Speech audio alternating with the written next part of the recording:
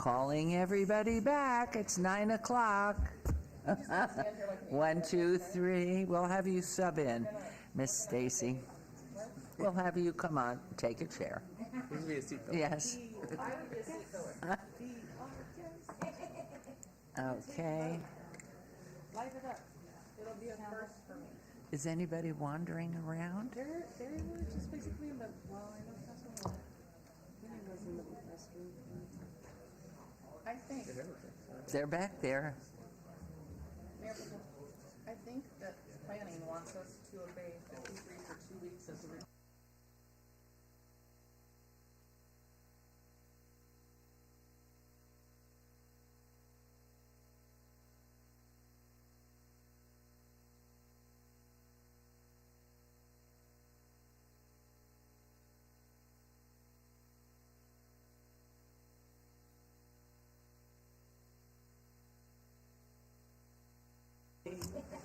All right, everyone, December 6, 2023, meeting City Council's called to order. This meeting has been properly noticed and posted in compliance with the open meeting law. Our proceedings are being video recorded as well as presented live on KCLV Cable Channel 2. You may also watch the meeting live on Apple TV, Roku, Amazon Fire TV, on the Go Vegas app. City Council meeting, as well as all other KCLV programming, may be viewed on the internet at www.kclv.tv/live. The proceedings will be rebroadcast on KCLV Channel 2 and the web the Wednesday of the meeting, 8 p.m., also Friday at 4 a.m., Saturday, 7 p.m., Sunday at 7 a.m., the following Monday at 5 p.m. This building is protected by state-of-the-art fire detection and suppression sprinkler systems. If alarms should activate during today's meeting, please evacuate using the exit at the rear of the chambers, go out to the mezzanine, proceed out the double doors to the terrace, and get down the back staircase. For anyone who has difficulty with stairs, please check with a marshal or fire official for assistance, and once outside, assemble on the northeast corner across the street from City Hall at Lewis and First Streets. Employees wearing safety vests or city marshals will inform you when it's safe to re-enter the building.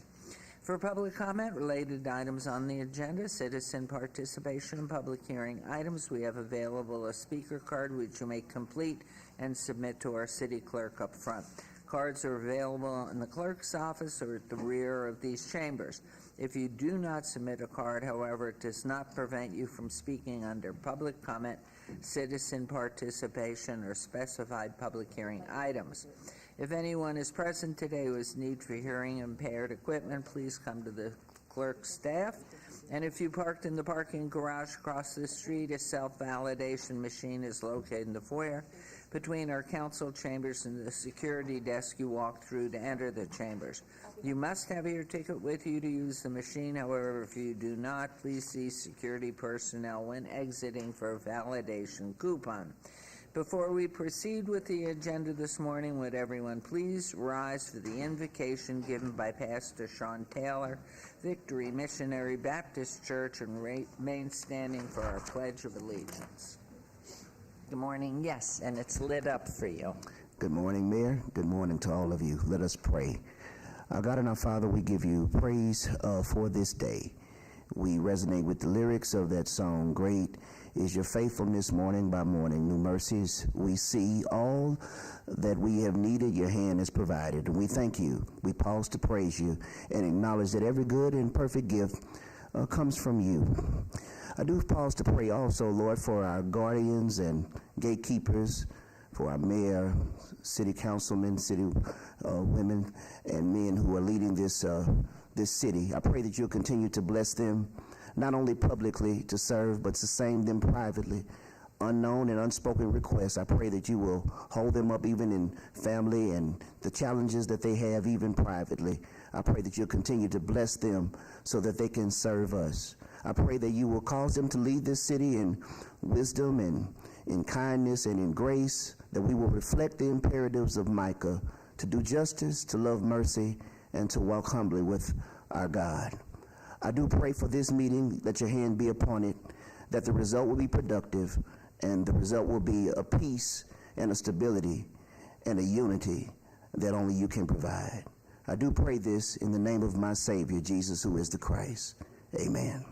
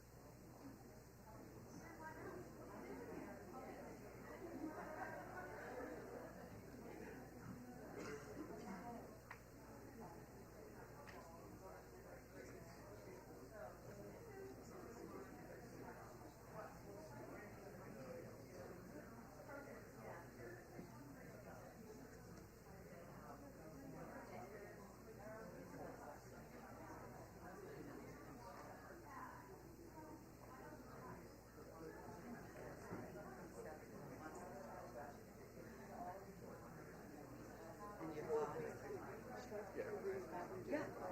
Okay, I'll ask him when he's here. Okay.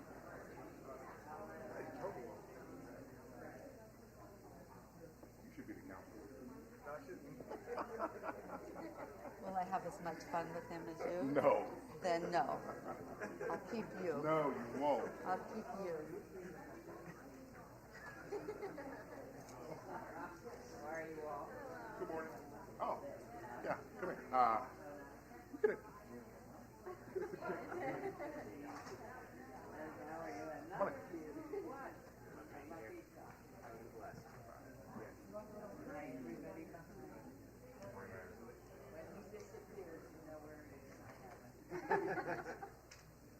Come on. I'll shoot it to you. Oh, yeah, sure. Come here.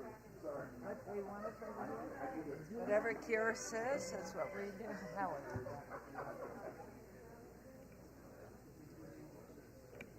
Oh, shoot. Thank you. That was beautiful. Thank you. Let me get on my spot. Yes. Way over here in the end. Right. Where That's no problem. Okay. he tells me to go in the end, you know. I don't like to be on that. Well, come closer, Council. What are you doing so far away? Come closer. Beautiful. Very lovely. Did we coordinate? I mean, have you ever seen, here we are in blue. What is this whole side? I know, it's holidays. Yes, it is. And then here is the one who's joining us together with his tie of the blue and the red. It's a magnificent morning. So anyway, we're starting off with Councilman Greer. Let's do it. Going. All right. Thank you, Mayor. Good morning, everybody. Happy holidays to you all. We have a very special day today. And before I get going, I want to recognize our Secretary of State, Barbara Sagaski. Thank you for being here, Madam Secretary. So good morning. I have the honor, along with the mayor and city council members, to recognize the Ward 5 Citizen of the Month, Pastor Matthew Tice of Liberty Baptist Church, which is located at 6501 West Lake Mead Boulevard. Pastor Tice, can you please join me here at the podium? Please, sir. And actually, I know you're videoing, so you're going to have to give someone the video because you're going to come up here in a little bit. I'd like to share with you sort of the inspiring journey of Pastor Tice and his profound commitment to leading people to Christ through his pastoral ministry. It was during his college years that Pastor Tice experienced a life-changing vision, a calling from God to dedicate his life to the service of others. Filled by this divine inspiration, he made a courageous decision to shift his focus towards ministry, and he changed his major to pastoral ministries. The transformation change allowed him to delve deeper into the study of Bible scriptures and develop a profound appreciation for the significance of ministry in the lives of individuals and communities. Throughout his academic journey, Pastor Tice demonstrated unwavering dedication and a thirst for knowledge. He embraced the opportunity to gain a comprehensive understanding of the teachings of the Bible, honing his theological insights and nurturing his spiritual growth. After completing his college education, Pastor Tice made a heartfelt decision to return to his home church of Liberty Baptist Church to continue the legacy of his parents, who are the founders of this great church. He serves as executive pastor and has served faithfully for over 23 years. His exceptional organization skills, strategic thinking, and deep-rooted faith have been instrumental in guiding the church towards its mission and its vision. Pastor Tice is actively involved in the Las Vegas Metropolitan Police Department. He currently serves as a chaplain to provide spiritual guidance and support to officers and the community when called upon. Pastor Tice is also a member of the Metro's Peace Shield.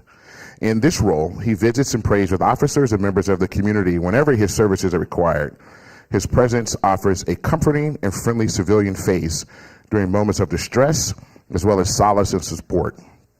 His involvement with Metro exemplifies his commitment to fostering a strong bond between law enforcement and the community. And we can see that here because we have members of law enforcement here in Metro. Thank you all for being here in support of this great man. Yes. I had the pleasure of recently attending the Christmas experience this past Sunday, as I have for the past 5 years. Many residents and businesses participated. Pastor Tice told me that we had over 2,000 people who attended this great event, which has become a Ward 5 staple in our community.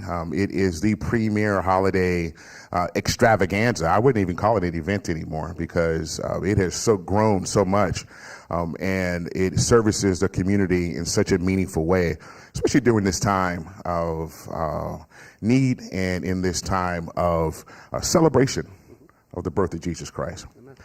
And they have a live nativity scene there with a camel, other live animals, children's choir, which is really outstanding.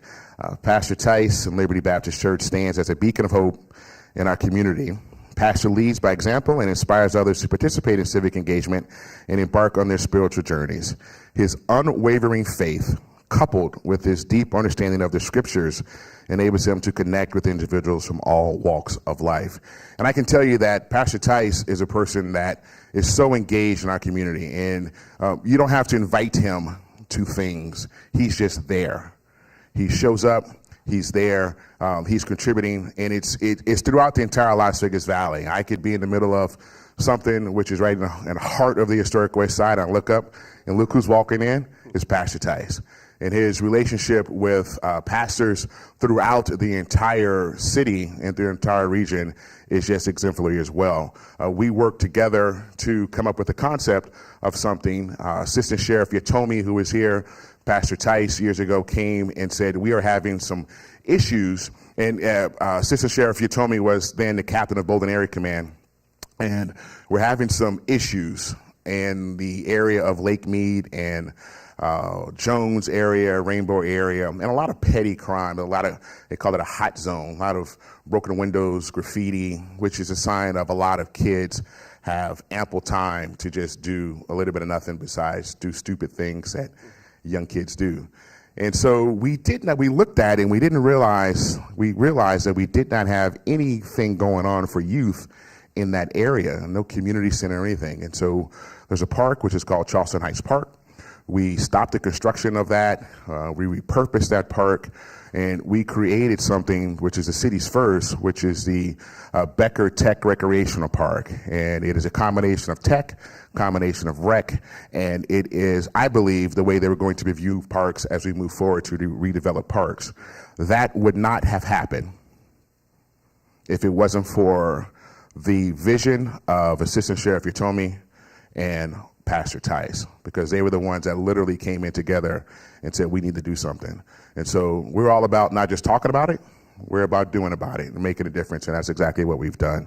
So I am going to present to you Pastor Tice, And then I'm going to give you a minute to say hello and to everybody. It's a proclamation, and I'm going to read a portion of it. Whereas Pastor Matthew Tice is a board member with Metro's RECAP program, Rebuilding Every Community Around Peace. He also co-chairs the Heroes United Initiative, which is dedicated to eliminating violent crime in the most violent areas of Las Vegas.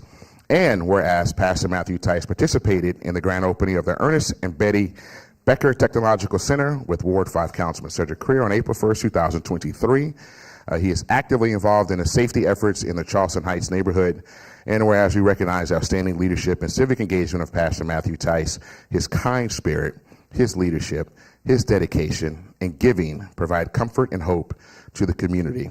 And now, therefore, we, the mayor and members of the Las Vegas City Council, do hereby proudly proclaim December 6, 2013, Pastor Matthew Tice Day in the city of Las Vegas, and residents and visitors to join us as well. Congratulations. Thank you very much, Mr. Citizen of the Month. You guys want to come up? Come up.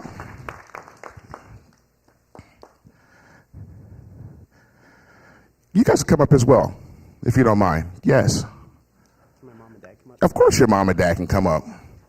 No, your mom and dad cannot come up. It's been awkward if you'd have said no. Thank you. No. Yeah. Madam Secretary, you want to join us, or you? Okay. I am going to give you this. You're going to hold that for your father. And then I am going to present to you the City of Las Vegas Citizen of the Month, presented to Pastor Matthew Tice on the 6th of December, 2023. And for the month, your picture would be out front of City Hall. You can drive by every day and see your father on that picture. Okay? He's going to be there for the whole month. And we're going to give you this, sir. Thank you. And I'm going to give you a chance to say a couple of words. Thank you very much. Well, thank you very much for the opportunity to be here. Councilman Creer, you have become a friend in your time here at Ward 5, and thank you for this great honor. I just want to thank a couple of people because I get to represent the city for this month. And I look around and I see so many people who are wonderful representatives of this city so far. Mayor Goodman, thank you for you and your husband for the last couple decades leading the city and giving us good insight, inspiration, and being a light and hope. Thank you, City Councilmen and City Councilwomen, for just being our friends and helping us out when we need. I want to give thanks to our Lord Jesus Christ, because without him, there's no reason for life. You see, Christmas is all about Jesus Christ, and I'm no better than anybody else. We're all sinners, and that's why Jesus came to this earth, died on a cross, was buried, and rose again to pay for our sins. And this whole season reminds us that Christmas is all about Jesus Christ. I want to thank my mom and dad. I wouldn't be able to read if this lady didn't teach me to read, and I wouldn't know about Jesus if it weren't for my mom and my dad, and so I want to thank them. I want to thank our partners. Barbara's here. Barbara, you're such a great friend and such a mentor to me, and I thank you so much. I want to thank our police department.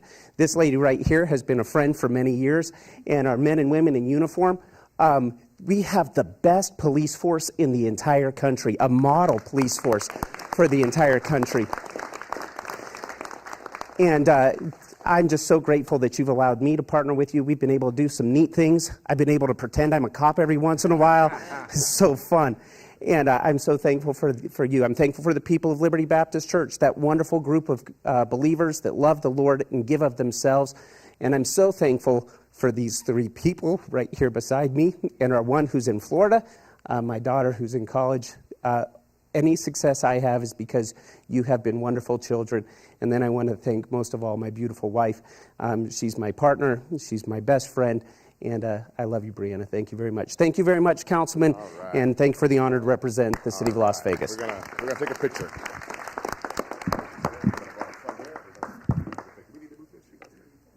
Or we can step in front of it. Okay, come on in. So come on up, come up here? front if you would. The mayor's going to be here. You're going to be here. I'm going to be next to you. You can have your Okay. wife. Or just push back. I don't want to squish you. Let me walk away.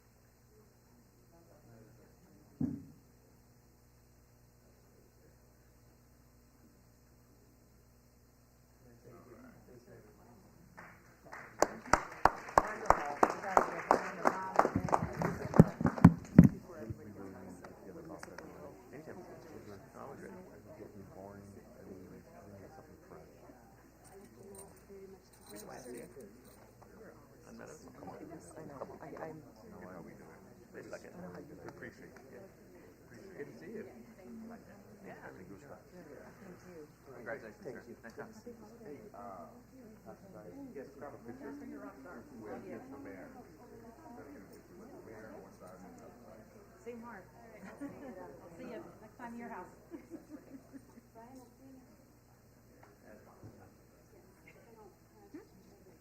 Oh, they want a picture. I think she get one with just the mayor. Wonder why? Because she's the mayor.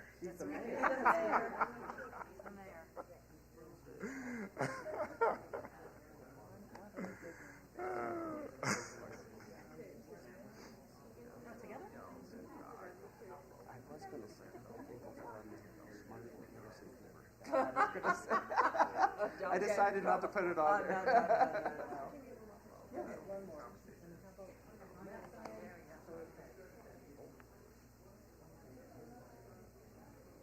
Paparazzi, man. The paparazzi. My goodness.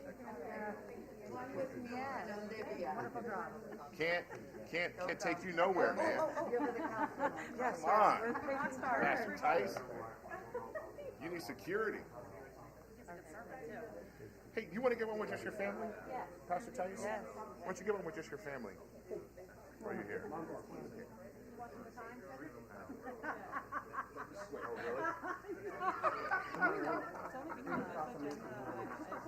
turn.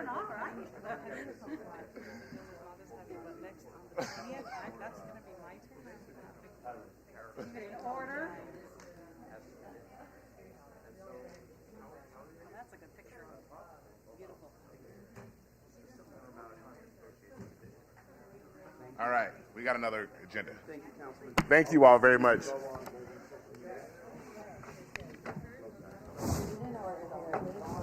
I know. You guys are gonna be. I'm gonna feel the wrath. I think we're supposed to be in the middle, right? Let me just put it a little bit more in the middle. Perfect. There, okay. All those photos are good to go on Bolden Area Command social media. Well, as far as I'm concerned, you can do anything you want with them. Thank you. Ask me, I'm one of those people.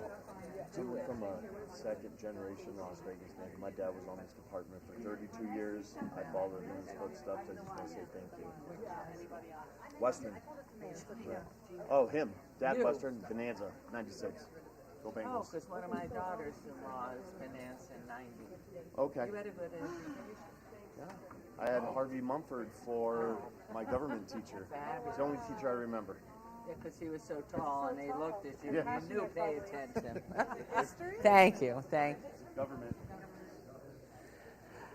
Okay, everyone. Well, the next is a very exciting time that we're going to have with Councilwoman Seaman, who looks beautiful, got all dressed in blue because I see you're in blue. Yes. Please. That worked out, right? So I want to invite Coach Aiken and his team to join me at the podium. Yay.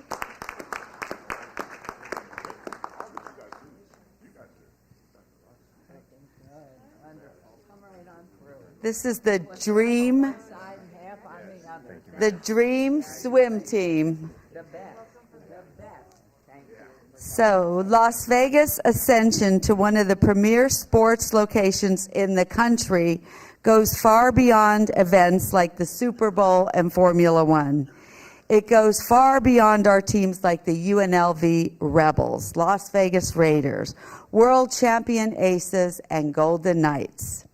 It includes our Nevada Sandpiper swim team. Long before their recent success in the Tokyo Olympics, they won multiple medals and competed against the best swimmers in the world. The Sandpipers are recognized as one of the top swim teams in the United States. A lot of that success is due to the hard work and leadership of their head coach, Ron Aiken, and his team. Coach Aiken has built the Sandpipers into an organization that creates world-class swimmers, outstanding citizens, and students.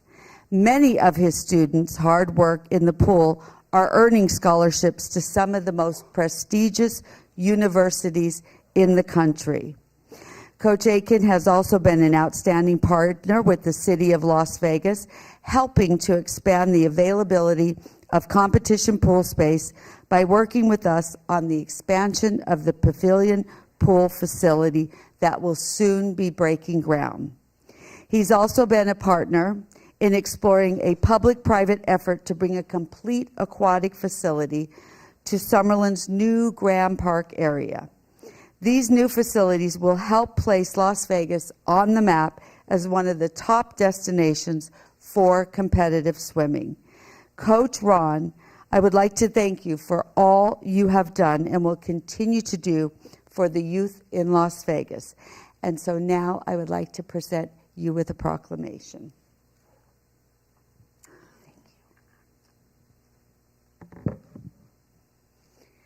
Whereas the Las Vegas Sandpipers have established themselves as one of the premier swim teams in the United States, known for their dedication to excellence and commitment to developing young athletes, and whereas, under the leadership of Coach Ron Aiken, the Las Vegas Sandpipers have reached new heights of success and distinction, earning a well-deserved reputation for producing exceptional swimmers who have gone on to achieve great things in the sport of swimming.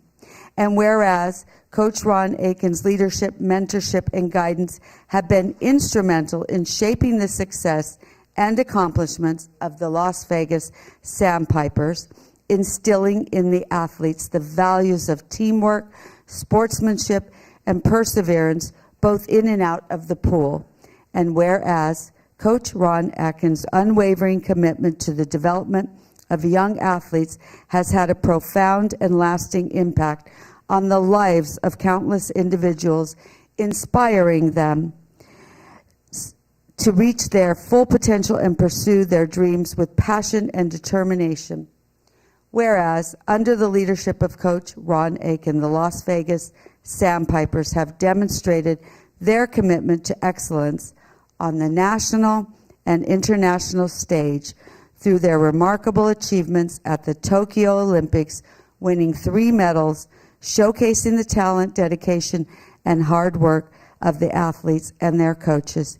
And now, therefore, be it proclaimed that the mayor and the Las Vegas City Council declare December 6, 2023 as Coach Ron Aiken Day.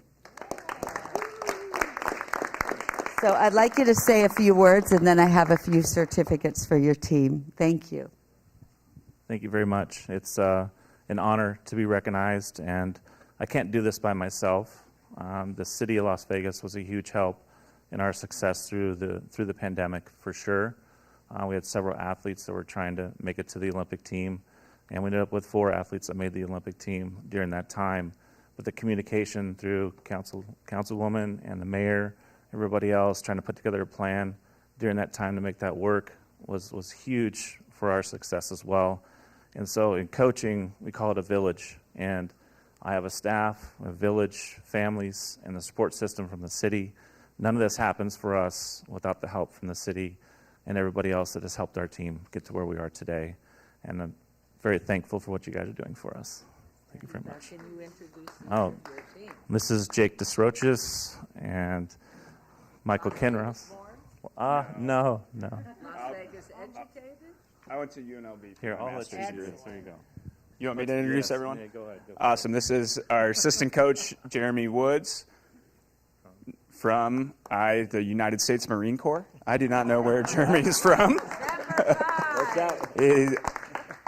Coach Michael Kinross from Chicago, and Coach Caitlin Falk, who is born and raised here. So, may we present these to all of you? Absolutely. Thank you. So, Assistant Coach Jake DeRoches, the mayor and the Las Vegas City Council recognize you for your dedication and leadership in building the Nevada Sandpipers into one of the most premier swim teams in the nation. So on behalf of the city of Las Vegas, we thank you for your commitment and dedication to the betterment of our community. Thank you, Councilwoman. And I believe every single one of you have the same certificate, so we will pass them out to you. And we thank you for all your hard work and what you're doing for our youth. And so we'll let you all say a few words. Gotcha. Thank you, Councilwoman. Thank you, council members and Mayor Goodman. Just as Coach Ron said, what we do is impossible without support, and it's not possible without the city. I was up at 5 a.m. at Pavilion Center Pool this morning with our kids working, and we're just thankful for this opportunity to be recognized and continuing to do what we've done and try to make swimming and youth sports in Las Vegas better. Thank you. Were you a swimmer in high school? I was. In college? I was. I swam from when I was 5 till 22, and then I'm never swimming again. It's hard. I believe it. And what strokes? Freestyle and backstroke. Wonderful. Jeremy? Just thank you very much for the honor. I'm the rookie coach of Sandpipers, or one of the rookie coaches. This team is fantastic. I couldn't be as successful as I am without the team that's here. I look up to my leader coach, Coach Caitlin, and we pass down. We all kind of work together, and what the 4 levels above me is coaching, I'm coaching the same thing 4 levels down, but on a lighter scale, but we're all teaching the same thing so that when they do move up, they're ready to go. So thank you all for the opportunity. And where did you get an interest in swimming? Did they drown you in the Marine Corps? They did. So I was a late bloomer. I swam in high school. I didn't start till sophomore year in high school, swam in college, got a scholarship for college. I was a combat water safety swimmer in the Marines, top of class. And I have 4 kids on the Sandpipers swimming. So that's kind of why I was always driving around, sitting somewhere out in the parking lot, and was helping them out one time during our 2-week break and started coaching from there. So that's my story. I was breaststroke, and IAMR was my best one. So yeah, thank you. All right, I don't think I'm going to be able to top that. I'm really, really grateful for this opportunity and getting to build a relationship with the Councilwoman Seaman, David, and the rest of the team here. Your guys' support is everything for us. I moved out here from Chicago for this job 8 years ago, and to work under Coach Ron and be a part of this team. Never in my life would I thought we'd be in this position, but it's been worth every challenge, every early morning, every late night, and it still just feels like we're only getting started. We're really excited for the future and continuing to work with you all. So thank you for everything. And did you swim in high school and college? Yes, ma'am. And what did you swim? I was a butterflyer. Wonderful. So are you each teaching in your specialties, or you have a general program for everyone? We all have within our age group, and we teach in everything. And how young the youngest? You can be as young as 5 to be on our team. 5. We can make that happen. Seniors. Let's get some seniors. Yeah. All right. I don't think I can add anything else. Everyone's basically covered it. Just thank you for the honor. I feel like I have a unique opportunity being born and raised in Las Vegas. I actually swam for the Sandpipers since I was about 10 years old. And then I was given the opportunity to coach by Ron and one of our assistant coaches, Chris Barber. So it's been really fun just to keep working with them and developing our athletes. And a specialty stroke? Breaststroke. Yeah. Yeah. This whole side. Oh, I went to Spring Valley. Yeah. Literally a lifelong Sandpiper. Yeah. Give them all a big round of applause and picture with your proclamation. Slide this out. Thank you for all I don't want to squish this.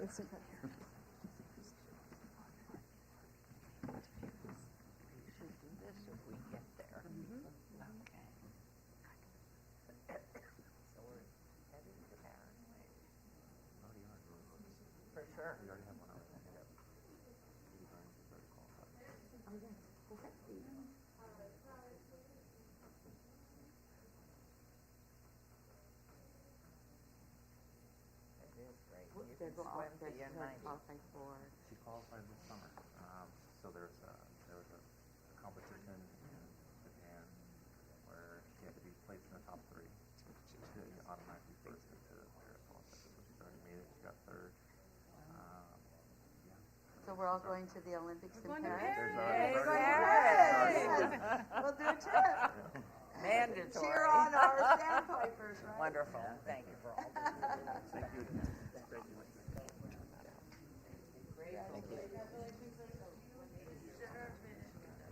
You gonna say one more thing?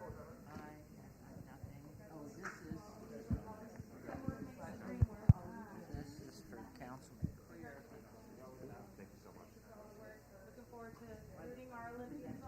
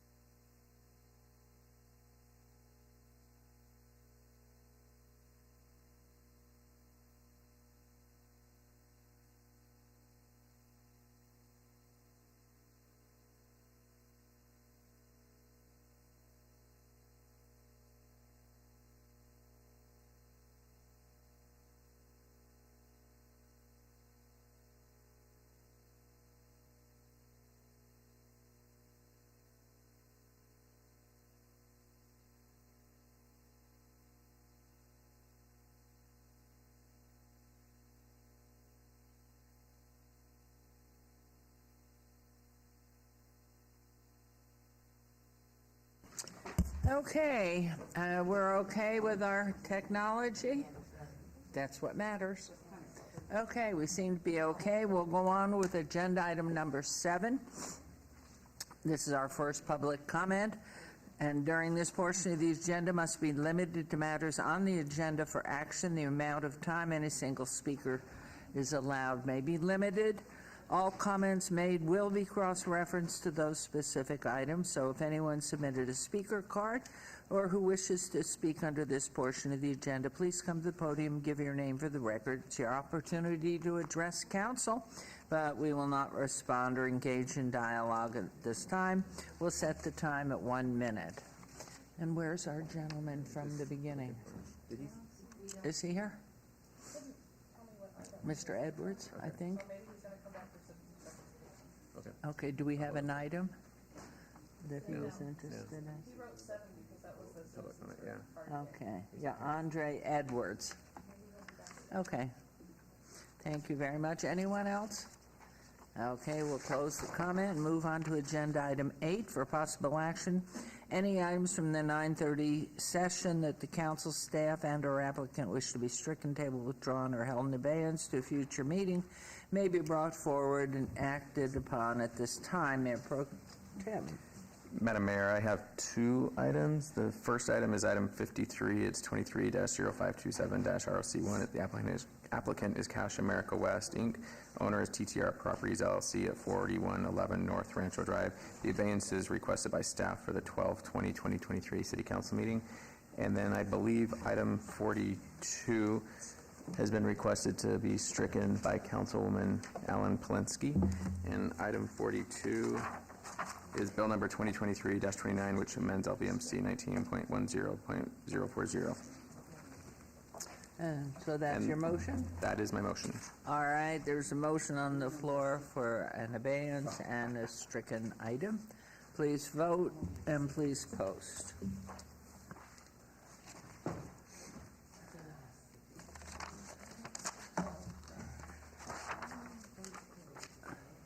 And that motion carries. Thank you. We'll move on to agenda item 9. For possible action to approve the final minutes by reference of the November 1st, 2023 regular city council meeting.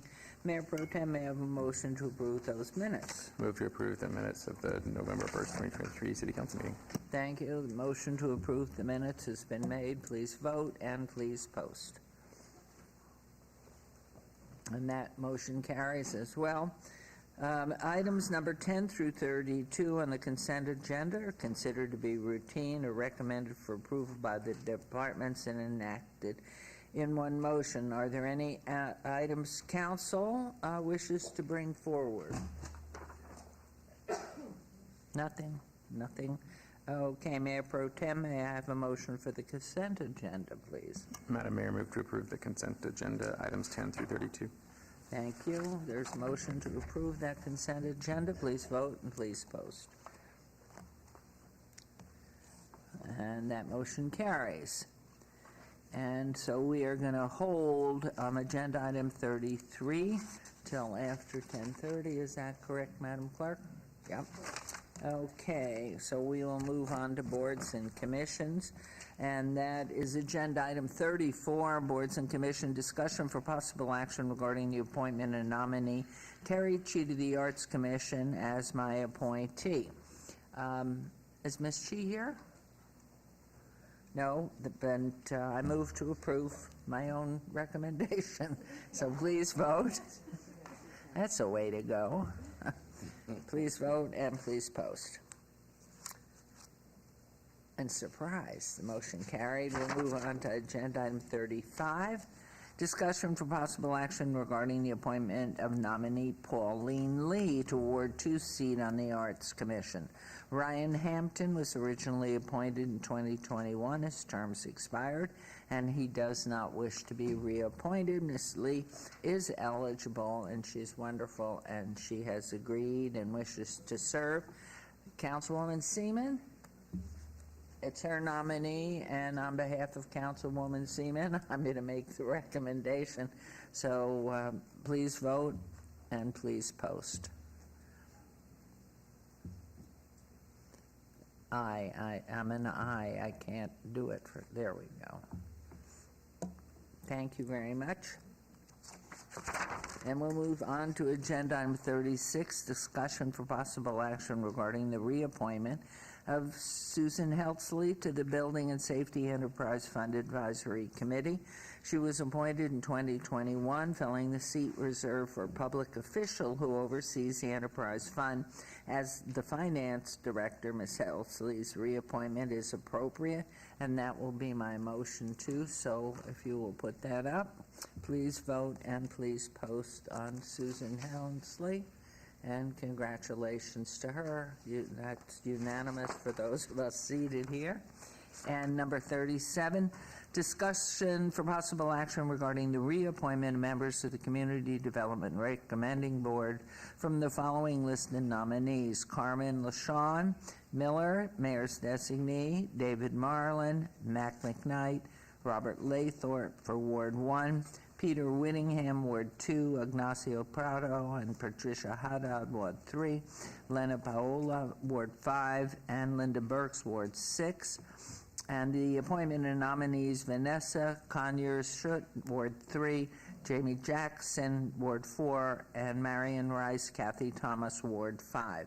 Procedure for this board is appointed by the mayor and city council, and that will be my motion, please, to approve this slate. And please vote and please post. I would like to be an aye on my arts commission. Oh, your mic on. Give us so your she mic. could hear you. I would like to be an aye, please, on my arts commission. 35, please. Will do, thanks. Thank you very much. Okay, we'll move on to agenda item 38, discussion for possible action regarding the appointment of nominee Earl Stitt to award 4-seat of Parks Recreation Advisory Commission. Audrey Asselin was originally appointed in 2017. Her term expired. Mr. Stitt is eligible and wishes to serve. So, Councilwoman Polensky, do you have a motion, please? I move to approve item number 38, Mr. Stitt on the Parks and Rec Advisory Committee. He's a very active resident in Ward 4 and a user of our parks. Wonderful. There's a motion. Please vote and please post. Mr. Stitt. And that motion carries unanimously. We'll move on to agenda item 39, discussion for possible action regarding the reappointment of Melanie Howard and Deborah Burgos to the Ward 6-seat Parks Recreation Advisory Commission. Ms. Howard was originally appointed in 2017. Ms. Burgos was appointed earlier this year and finished the unexpired term of a previous member. They both have the recommendation of Parks and Recreation Acting Director and are eligible and wish to continue to serve. Councilwoman Bruni, these are yours as well. Would you please make the motion? Thank you, Mayor. I am very pleased to make a motion to reappoint Melody Howard and Deborah Burgos to the Ward 6 seats of the Parks and Recreation Board. They've done a wonderful job and really served our district well. So if you will all vote and please post. And that motion carries as well. We'll move on to agenda item 40, discussion for possible action regarding the appointment of nominee David Neidberg to the Ward 1 adult seat on the Youth Neighborhood Association Partnership Wynette Grant Review Board. Annual appointments were made in November. However, a last-minute change must be made to accommodate Ward 1 staffing availability. So, Mayor Pro Tem, Councilman Knutson. And move to approve the appointment of David Neldberg. Thank you very much. This motion, please vote and please post.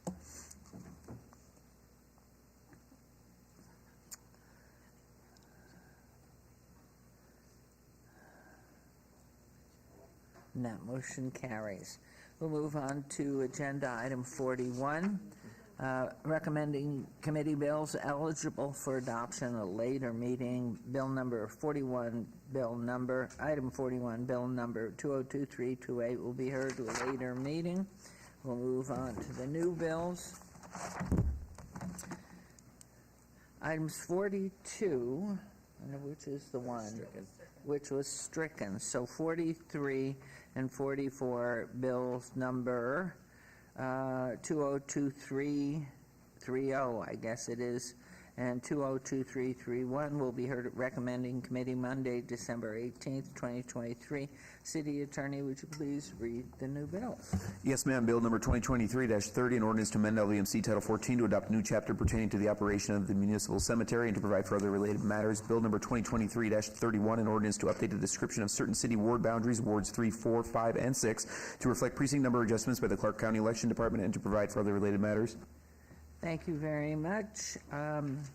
New bills 2023, 30, and 31 are assigned to the December 18th recommending committee members. Councilman Knutson, Councilwoman Seaman, and Polensky, if any so designated, unable to attend the clerk's office, will coordinate finding a substitute as necessary at my direction, please. And we will now move on to and how are we on time? We're still okay. We're on to 49? 45. 45, I missed 45.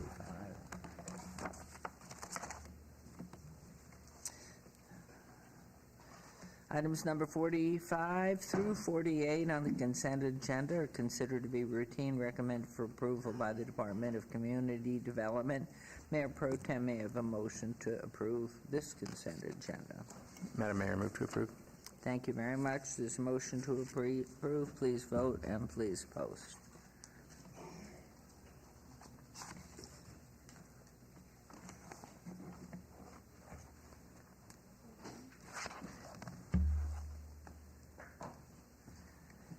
We are waiting. Okay. I think we're all in now.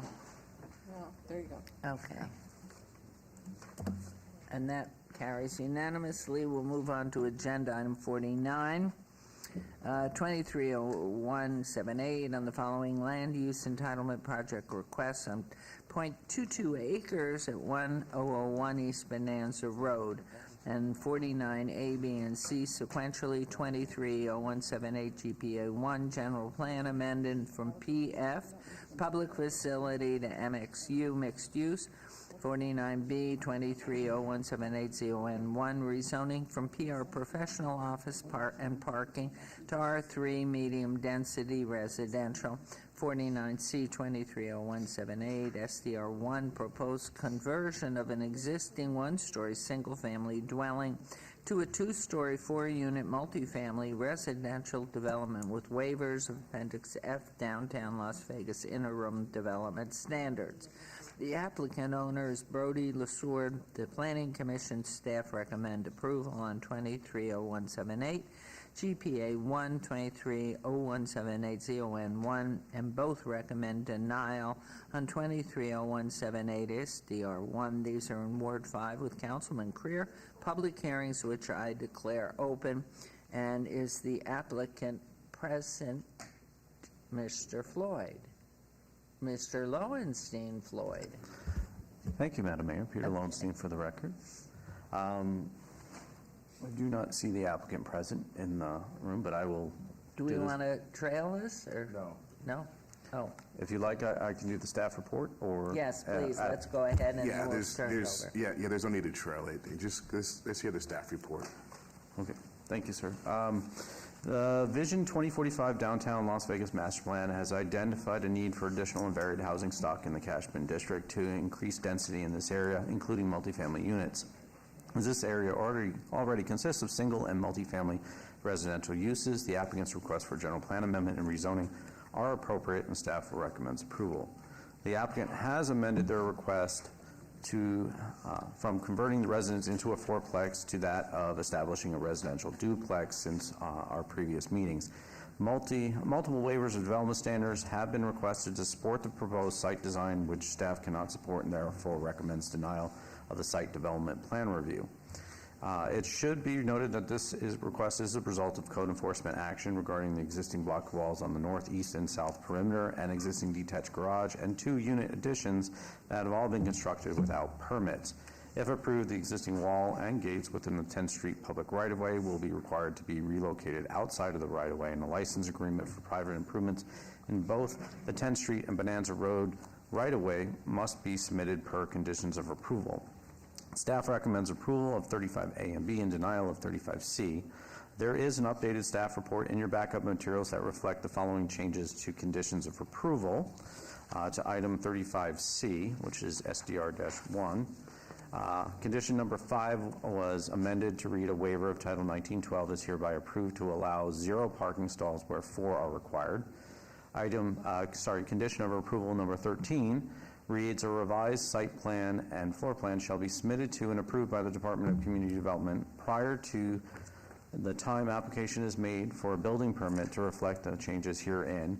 Required connectivity shall be provided between Unit 1 and Unit 3 and between Unit 2 and Unit 4 to result in a residential duplex. And then item 24 has been updated to reflect the addition of, with the exception of the walls on 10th Street within the first sentence, in which would read, a submitted license agreement for landscaping and private improvements with the exception of the walls on 10th Street, comma, in the 10th Street and Bonanza Road public right-of-ways prior to the issuance of permits for these improvements. So with those changes, they're reflected in the amended staff report that's in your backup. I just wanted those reflected on the record so that it's clear that they're in there, so that everybody has an option who didn't have an option to see the backup. And with that, that concludes our presentation. thank you very much. I'm just curious, your office hear anything, or do we have the number and what's happened? Traffic is so bad, there's so much construction, he should have let you know, though. Yeah, Please. thank you, Mayor. This gentleman we've given him a couple of abeyances. We've tried to get in touch with him. He's out of California, and he has been responsive to us. I have driven by with my team and looked at the project, look at the fence in particular, and I mean, normally if a person's not here to defend their own project, then I have been staunch against like even considering the project itself. One of the things is that it is taking a corner that is going to be improved, right? So if you look at the bigger picture, then potentially there may be opportunities there. Where does, and it's going to go from instead of the 4-story fourplex to the twoplex, the duplex now, correct?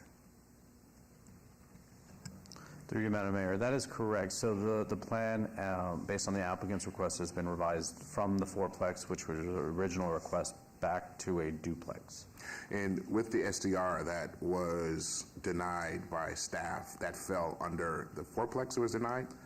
Our recommendation has not changed between the fourplex and duplex due to the amount of waivers associated with the overall design of the site.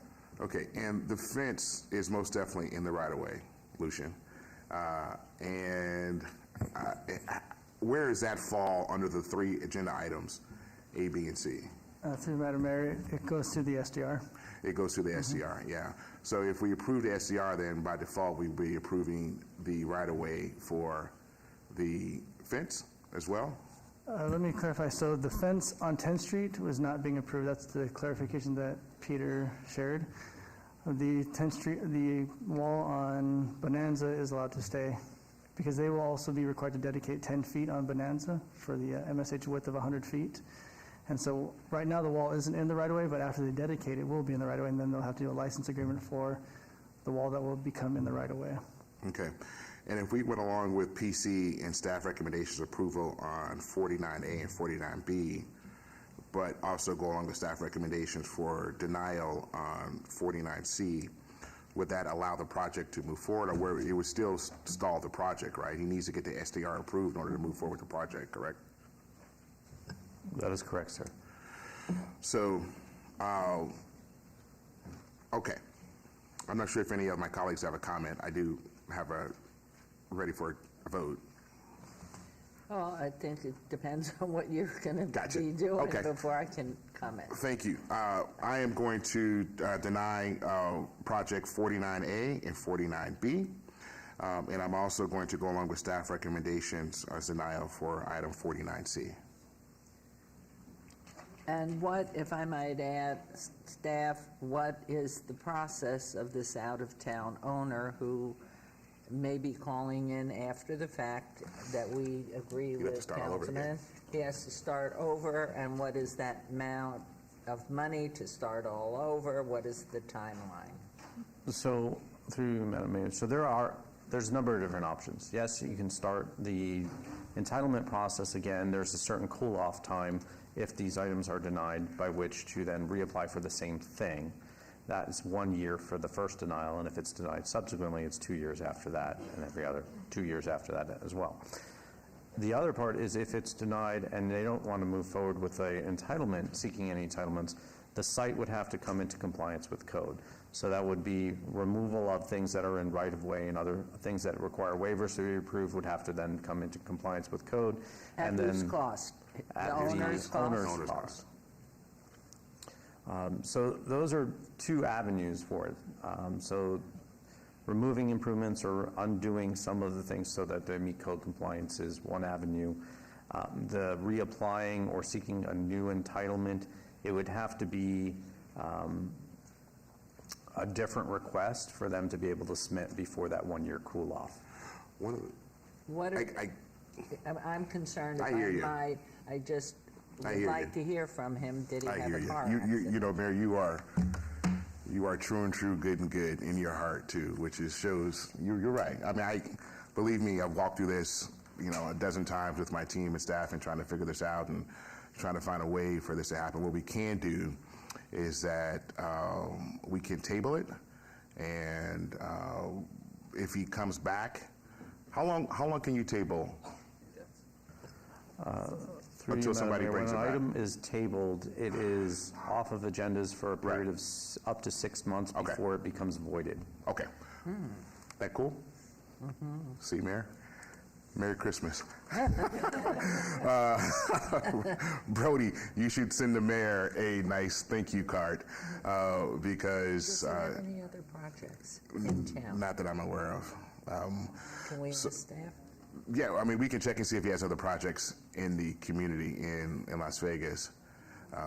Is he an individual of holdings here in town on property, or having been developed? Is he in as our ledger of property owners beyond this one piece? We can research that, but from my institutional knowledge, it's not a regular applicant for development within the city of Las Vegas. Okay. Cool. All right. I am going to make a motion to table this item, and then we'll talk, if you guys can make a note at the 6 month, if we get close to that time frame. If we haven't heard from him, let's have a conversation about it. Cool? So I'll make a motion to table item number 49. Thank you very much. There's a motion to table 49. Please vote. That's better. I feel you. You're a nice person. Okay. You guys are nicer than I know. I know. No, I'm sitting between two poles here. Okay.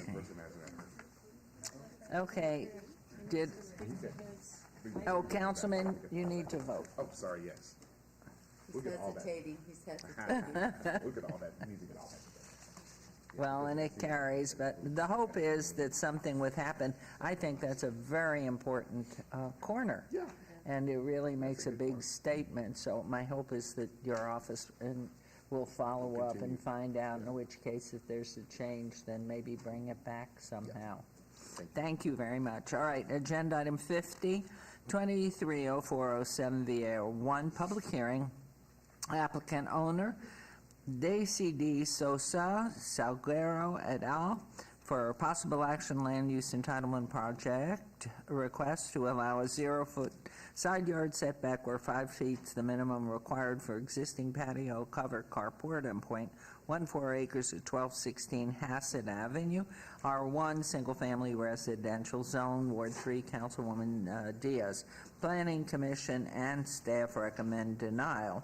If approved, subject to condition. So, good morning. Good morning. I'm Charles Tricona with Neighborhood Services. I was asked to translate for the homeowner. Wonderful. Thank you very much.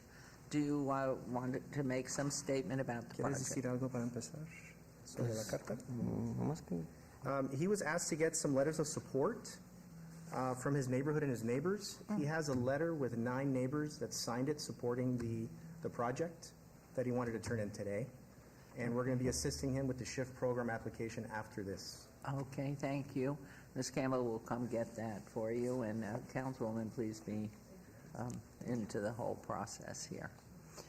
Do you want to please go ahead then from staff's perspective? Sure. Thank you, Madam Mayor. This request is in response to a code enforcement action regarding the existing unpermitted patio cover. As this request is determined to be self-imposed hardship, staff recommends denial of the variance. Thank you. Okay, this is a public hearing. Is there anyone here who wishes to make comment on Mayor? agenda item 50? Yes, please. Mayor, I'm sorry, we need the applicant to put his name on the record. Eric Vallardo Cordón. Thank you very much. Okay, any questions, comments here? And hearing no one from coming forward on public hearing, I'm going to close the public comment on this. And any questions, comment from council? Nope, it's yours. Thank you, Madam Mayor. Muchas gracias, señor Cordón, por regresar. Le pedí la tarea y me hizo la tarea y le agradezco que me haya traído.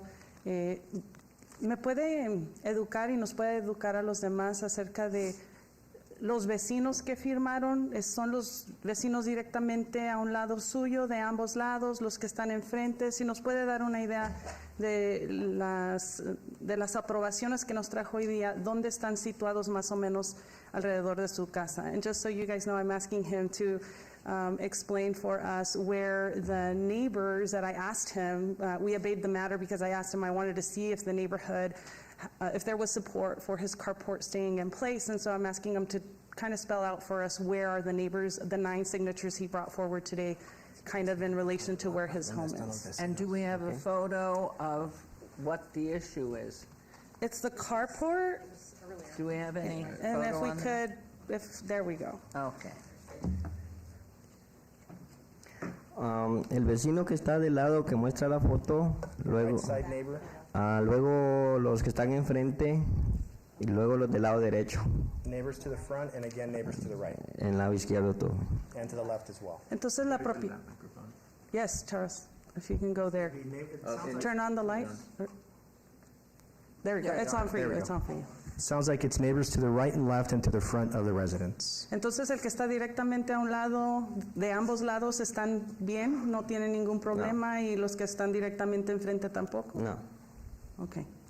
And then I just want to remind the council that last time he said he had kind of built this structure because there were special needs kids in the home, and they were trying to get them in and out in a shaded structure, and we know that. I know that there was a concern from staff about the runoff of the water and it being so close in proximity to the neighbor on the right. Yo sé que nuestro personal tiene como un poco de cautela porque la estructura está casi pegadito del lado del vecino a la derecha, y no sé si hay una manera que usted pudiera instalar algo que capture cuando llueva para que no caiga el agua directamente en la propiedad que está cerca de usted. No sé si pueda instalar algo para ser un buen vecino y asegurarse que cuando llueva el agua no se vaya todo de su carport a la propiedad que está directamente junto a eso.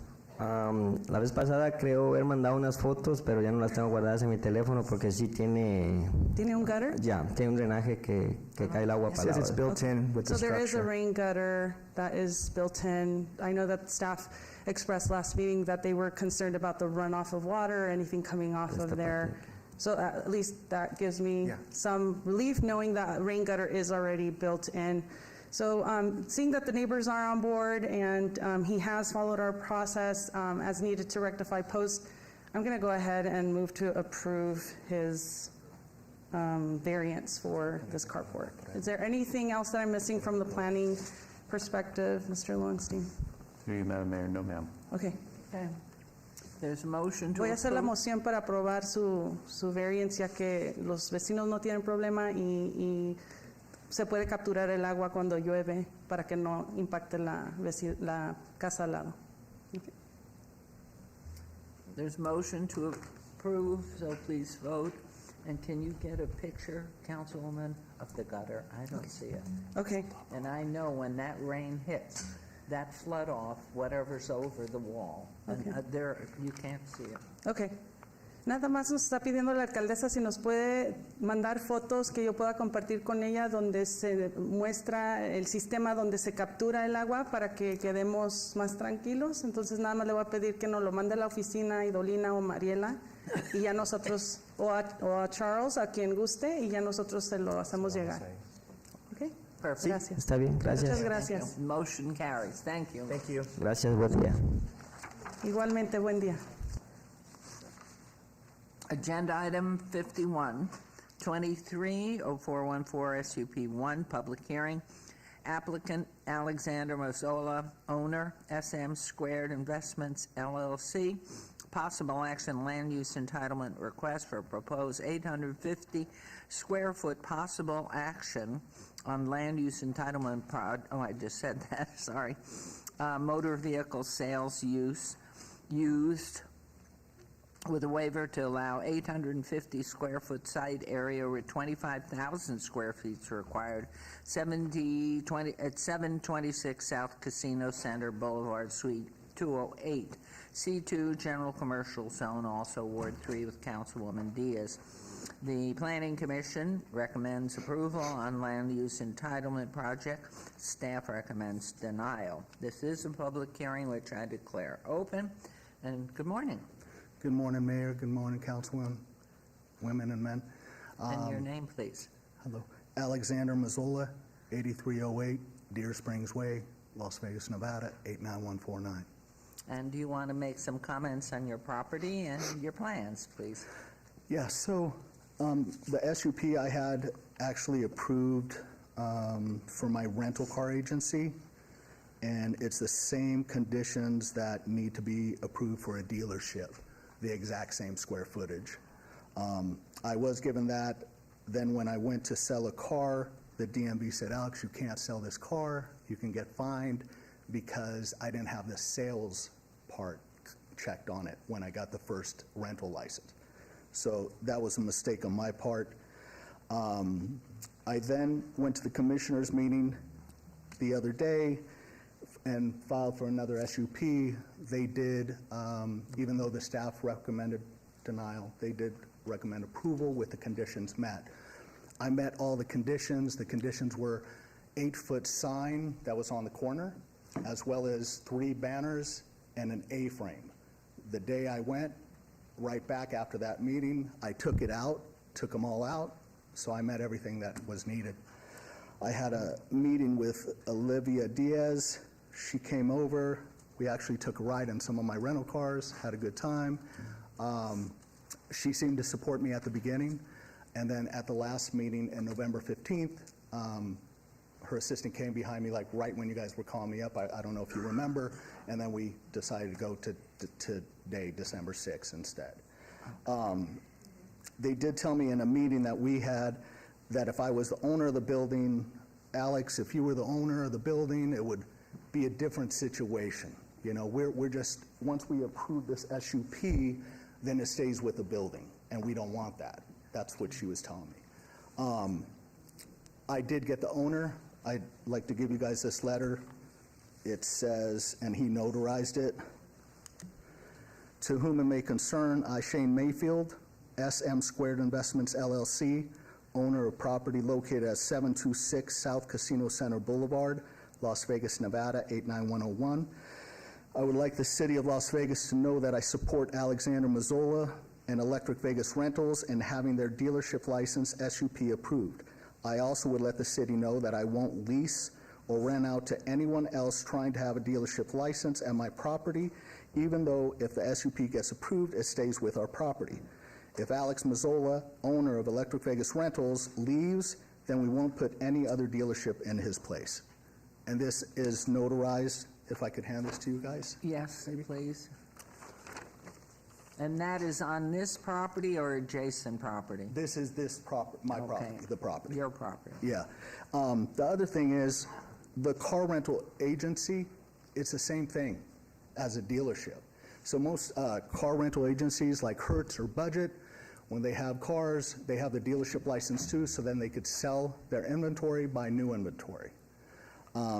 I have limited parking. I promised and gave my word to Olivia Diaz regarding the parking. I'm going to be selling 3 to 4 cars. That's all I have spots for parking. And when I sell 2 cars, I'll buy another 2. It's going to give me additional income to support my business and make this, business work for me. It'd be different if you guys denied the SUP at the beginning for the dealers, the rental. That would be different. You already gave it to me. It's the exact same conditions. Except the sales. The exact same conditions. Okay. They did, in the last meeting with Olivia Diaz, I did let her know I did receive from the city of Las Vegas the license. I didn't even know why I was in this meeting still. I have a license right here that it says I can sell cars. So when I receive this, through next year, it's a $100,000 credit line I have. I bought $33,000 of cars in the back right now. They real quick rescinded this as soon as I told them in the meeting, and now I can't legally sell those cars. Okay. And that's the city's error. I also have a letter here stating exactly that the city made an error, which I don't think it's an error. You should just approve this and make it easy for me. Give me an early Christmas gift. We Mayor, try to be perfect, but sometimes no, we all make mistakes. we want to be human as well. Yeah. So let me, before we go to the public comment, are there anyone from the public who wishes to make comment on agenda item 51? I'll close public comment. Let me turn this over to Mr. Floyd. Thank you, Mayor. Seth Floyd for the record. Mayor, the subject site currently contains an automobile rental use as well as office uses and a bail bonds use. The proposed addition of used motor vehicle sales will occupy 4 of the existing 10 spaces, thereby negatively impacting parking for the existing businesses as well as affect the existing commercial developments in the surrounding area. Therefore, staff is recommending denial of the special use permit for motor vehicle sales used on this site. Thank you. Even with the limit of number of cars that he's going to sell? Yes, At a that is time. correct, Mayor. I mean, that's what, okay. That's incorrect. The property that we own, that's all our parking. We own the property. Nobody else can park there. In fact, I have signs, and I could show you pictures that say Electric Vegas Rentals, 207, 200, you're trespassing if you park here. Okay. They are not allowed to park there. It's our property. Okay. Thank you. I don't know if there are any comments, council. Let's turn this over to Councilwoman Diaz, please. Thank you, Madam Mayor. I want the council to understand that I do my best every single meeting that I come to do what I feel is the best by everyone, the best by business, the best by residents, the best for our city. I don't take my decision-making on this dais lightly, and I don't take it personal either, and I hope Mr. Mazzola understands that this is not a personal decision. This is a forward, future-looking type of a decision, and as I have been sitting in the seat over 4 years now, a lot of people have been telling me, can we please steer away from the intense industrial commercial uses that already pre-exist in the downtown area. They're telling me, is there a way that I can expedite their exit from the downtown? Because they just don't see how that is part of our master plan vision for 2050. And so I have to keep all of that in my mind as I'm weighing out the decisions that come before me. I know you were already approved for your electric vehicles. I don't have any issues with those rentals of those electric vehicles. I think they're fun. I think they're cute. I think they lend themselves well to the adjacency.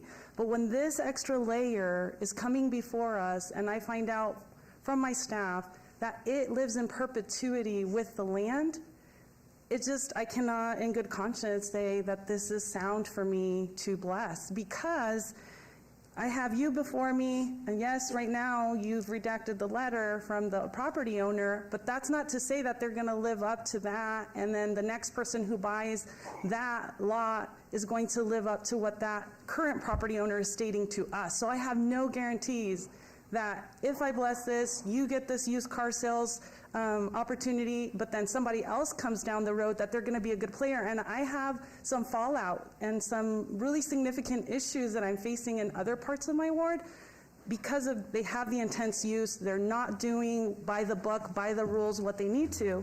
And so, Mr. Mazzola, I can't in good conscience, knowing everything that's happening with our burgeoning downtown, I can't in good conscience allow this special use permit for this space. It just doesn't sit well with me and with what I've been hearing from all of the folks in the community. So I always wonder, like, when you guys mention that, like, all the folks in the community, like, why aren't they here speaking today to say, hey, we don't want this guy in our neighborhood? Like, where are they? Because I heard that from the staff the other day, too. I don't understand it. It's like me telling you right now that I have 3 million people backing me up with this. That's just talk, right? 3 million Nevadans are saying they're backing me up. I can tell you that I just, as a councilwoman and just playing the tape forward and having dealt with the fallout of other things, I can in good conscience allow this use, and I'm going to go with my staff's recommendations to deny agenda item 51. That's my motion, Madam Mayor. That's your motion? Okay, there's a motion to deny on agenda item 51. Please vote and please post.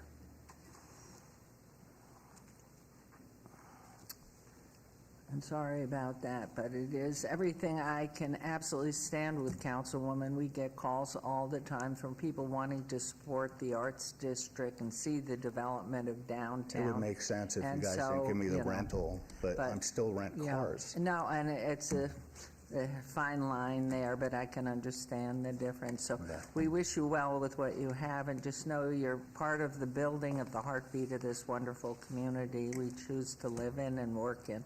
So thank you for all that you're doing, and I understand. I'm sorry, but we all agree that her decision was correct. Thank you. Thank you for coming down. Thank you. Thank you. Good job. Okay, we are going to pull back forward agenda item 33.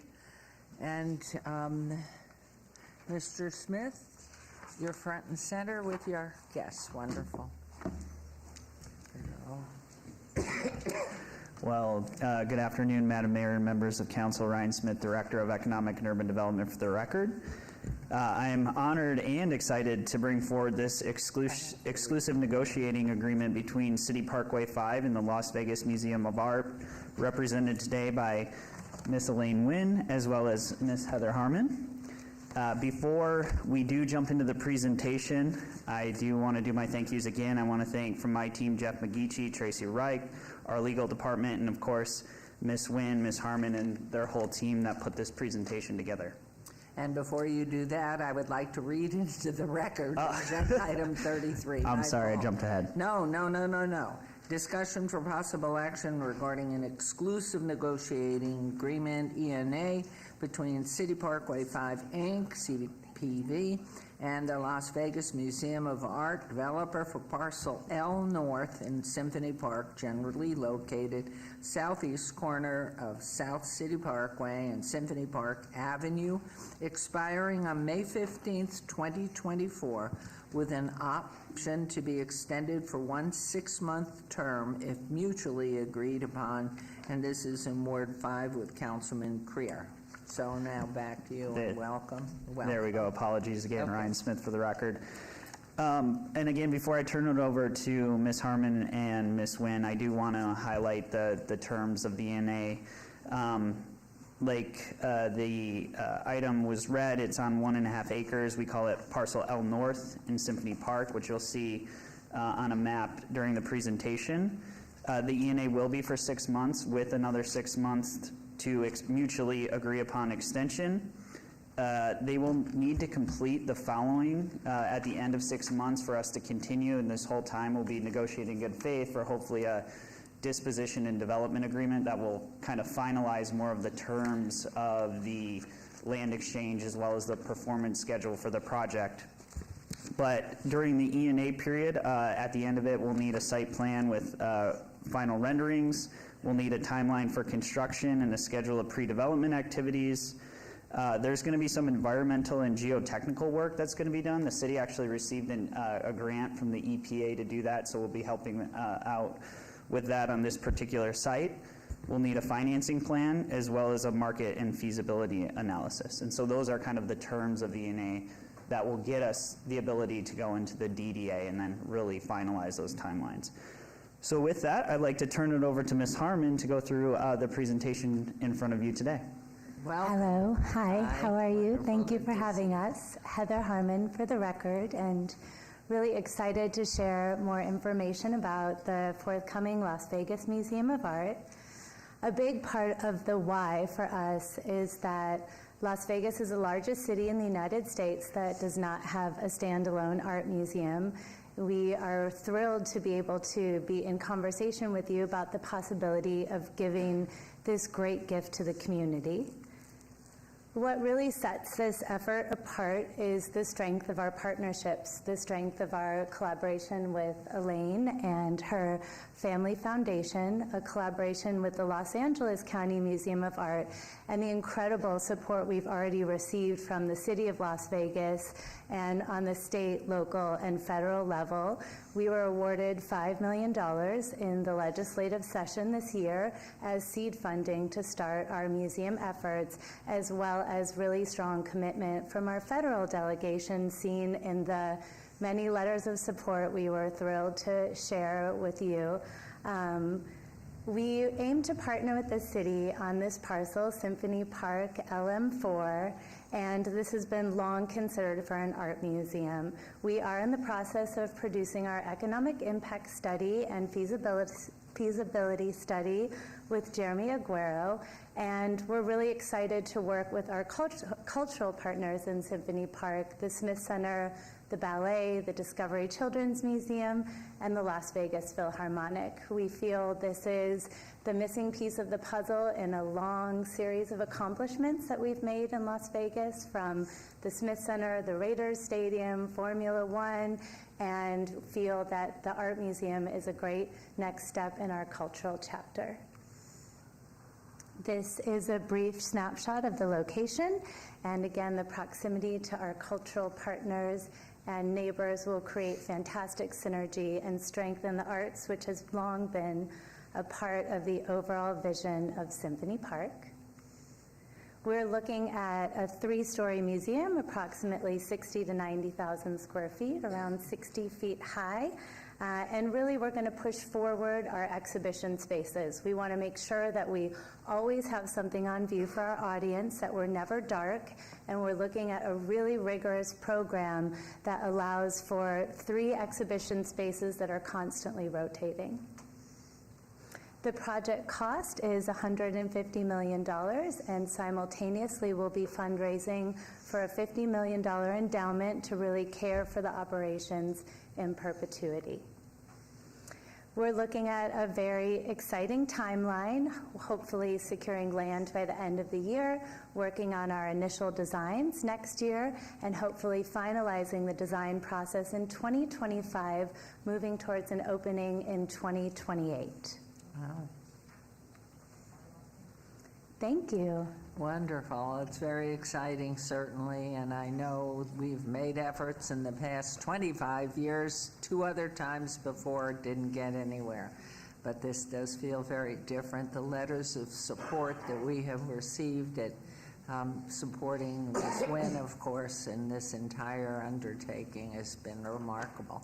So with that, I know you can't stand silent for long. So what do you want to say? The only reason I would add any comments is, first of all, to express our gratitude for the tremendous cooperation we have received from the city. At all points of interaction and inflection, we were welcomed wholeheartedly and given all the support and the information that we were seeking. This effort feels very much like another manifestation similar to our Performing Arts Center, where it only took us about 30 years to get that built. And as a longtime resident and neighbor of all of you, I could not leave Las Vegas for that crap game in the sky without feeling that we finished off our cultural center. Before, as you well know, we've made several attempts. The biggest issue we had is we had no art. It's very hard to have an art museum without art.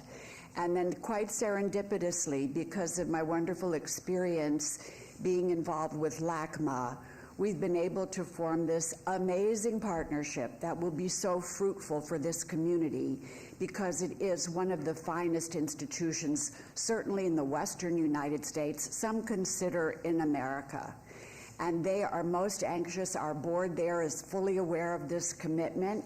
They're excited to participate and join in the effort and claim Las Vegas as their neighbor and suburb in a sense. And so that gives me great confidence that we will have wonderful programming, wonderful facilities, and just the very best effort that this could get. Naturally, I am anxious because of the time runway to get it moving, because as much as I would love to leave a legacy of having it planned and funded, I'd like to be there for the opening. So we're going to do our very best to try and expedite a lot of these steps with your help, and this goes a long way. This is the momentous time today. Your decision will launch this effort in earnest and give us the ballast and the credibility to go forward with the fundraising and the planning. So in advance, I just want to express our deep gratitude for your willingness to do this venture once again, but we promise you we got some money in the bank and a lot of energy in the tank, extraordinary leadership. Those of you who have met with Heather already understand her deep commitment, her knowledge, her leadership capacity. And then those of you who have not already met Michael Govin, who is our director of LACMA and will be so involved here. This is a dream of his as well. I think your socks will be knocked off, and it'll all be wonderful for the city of Las Vegas, which I owe everything to. as do all of us, I think. What a great legacy this would be, and an exciting time, and certainly a very, very important piece to the dream of becoming a world-class city. And I know this is, first off, this is a public hearing, and I don't know whether our planning department has anything to add, but let me first ask the public, is there anyone from the public who would like to come forward and make any comment?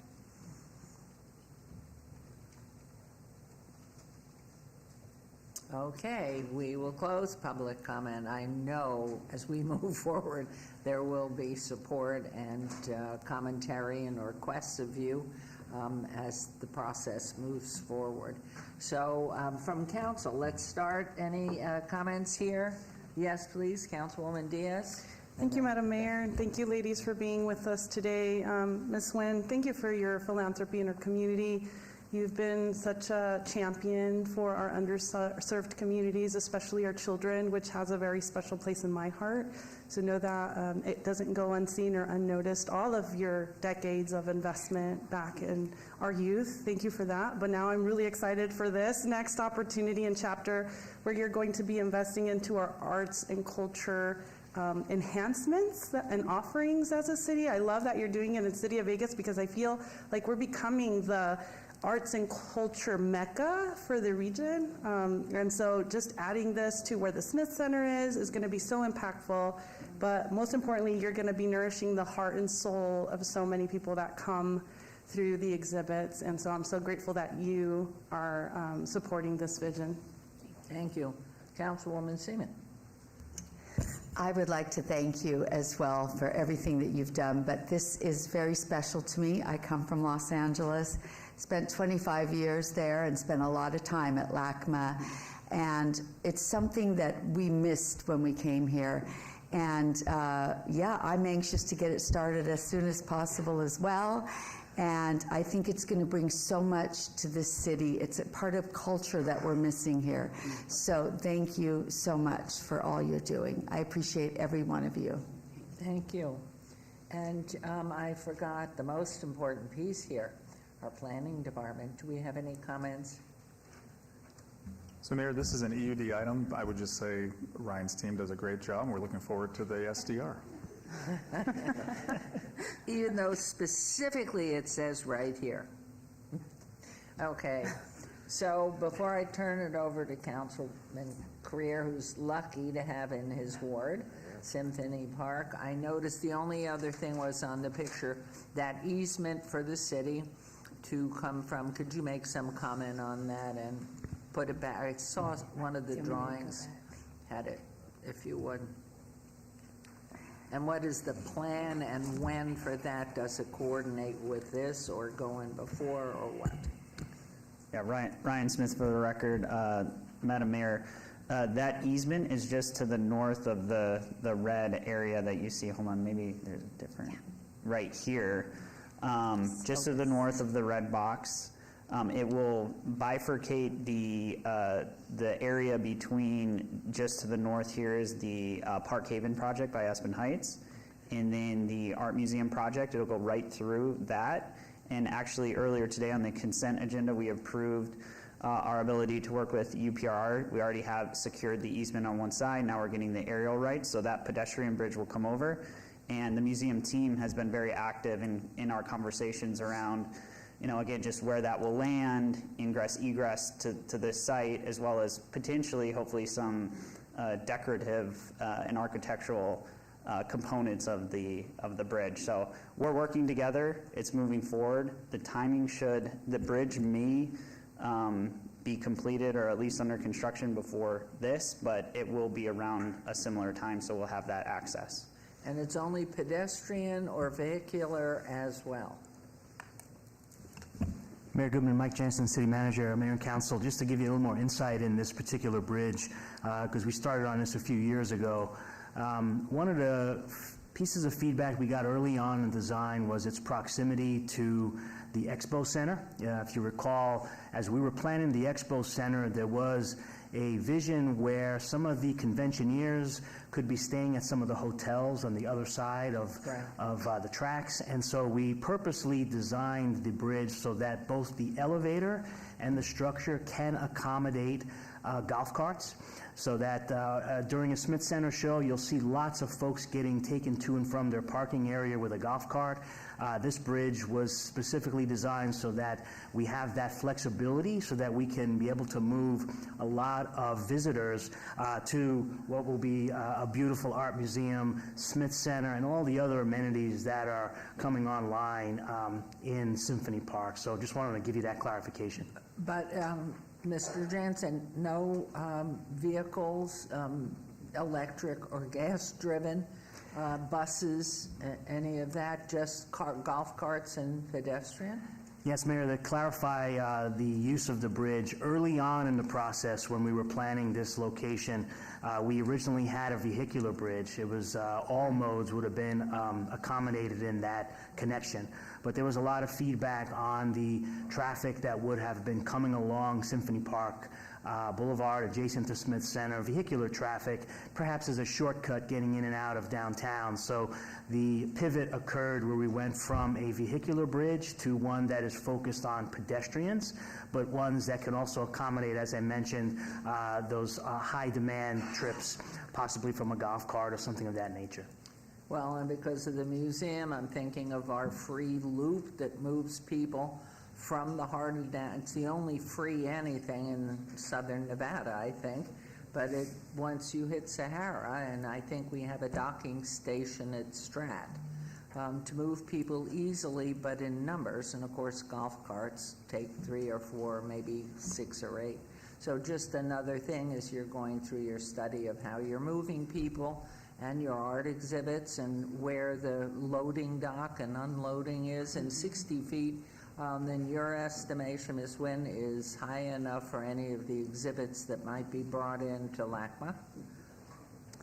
All that's to be researched and addressed. Okay. Michael Govin has been instrumental in building all of the major museums in America, from the Guggenheim to the Whitney to Dia, and now certainly LACMA, which has a brand new $750 million gallery. Wow. I think that he's very well attuned to understanding logistics and all of the details required to have a museum function properly. Beautiful. Okay, let's turn this over to you, Councilman Creed. All right, thank you, Mayor.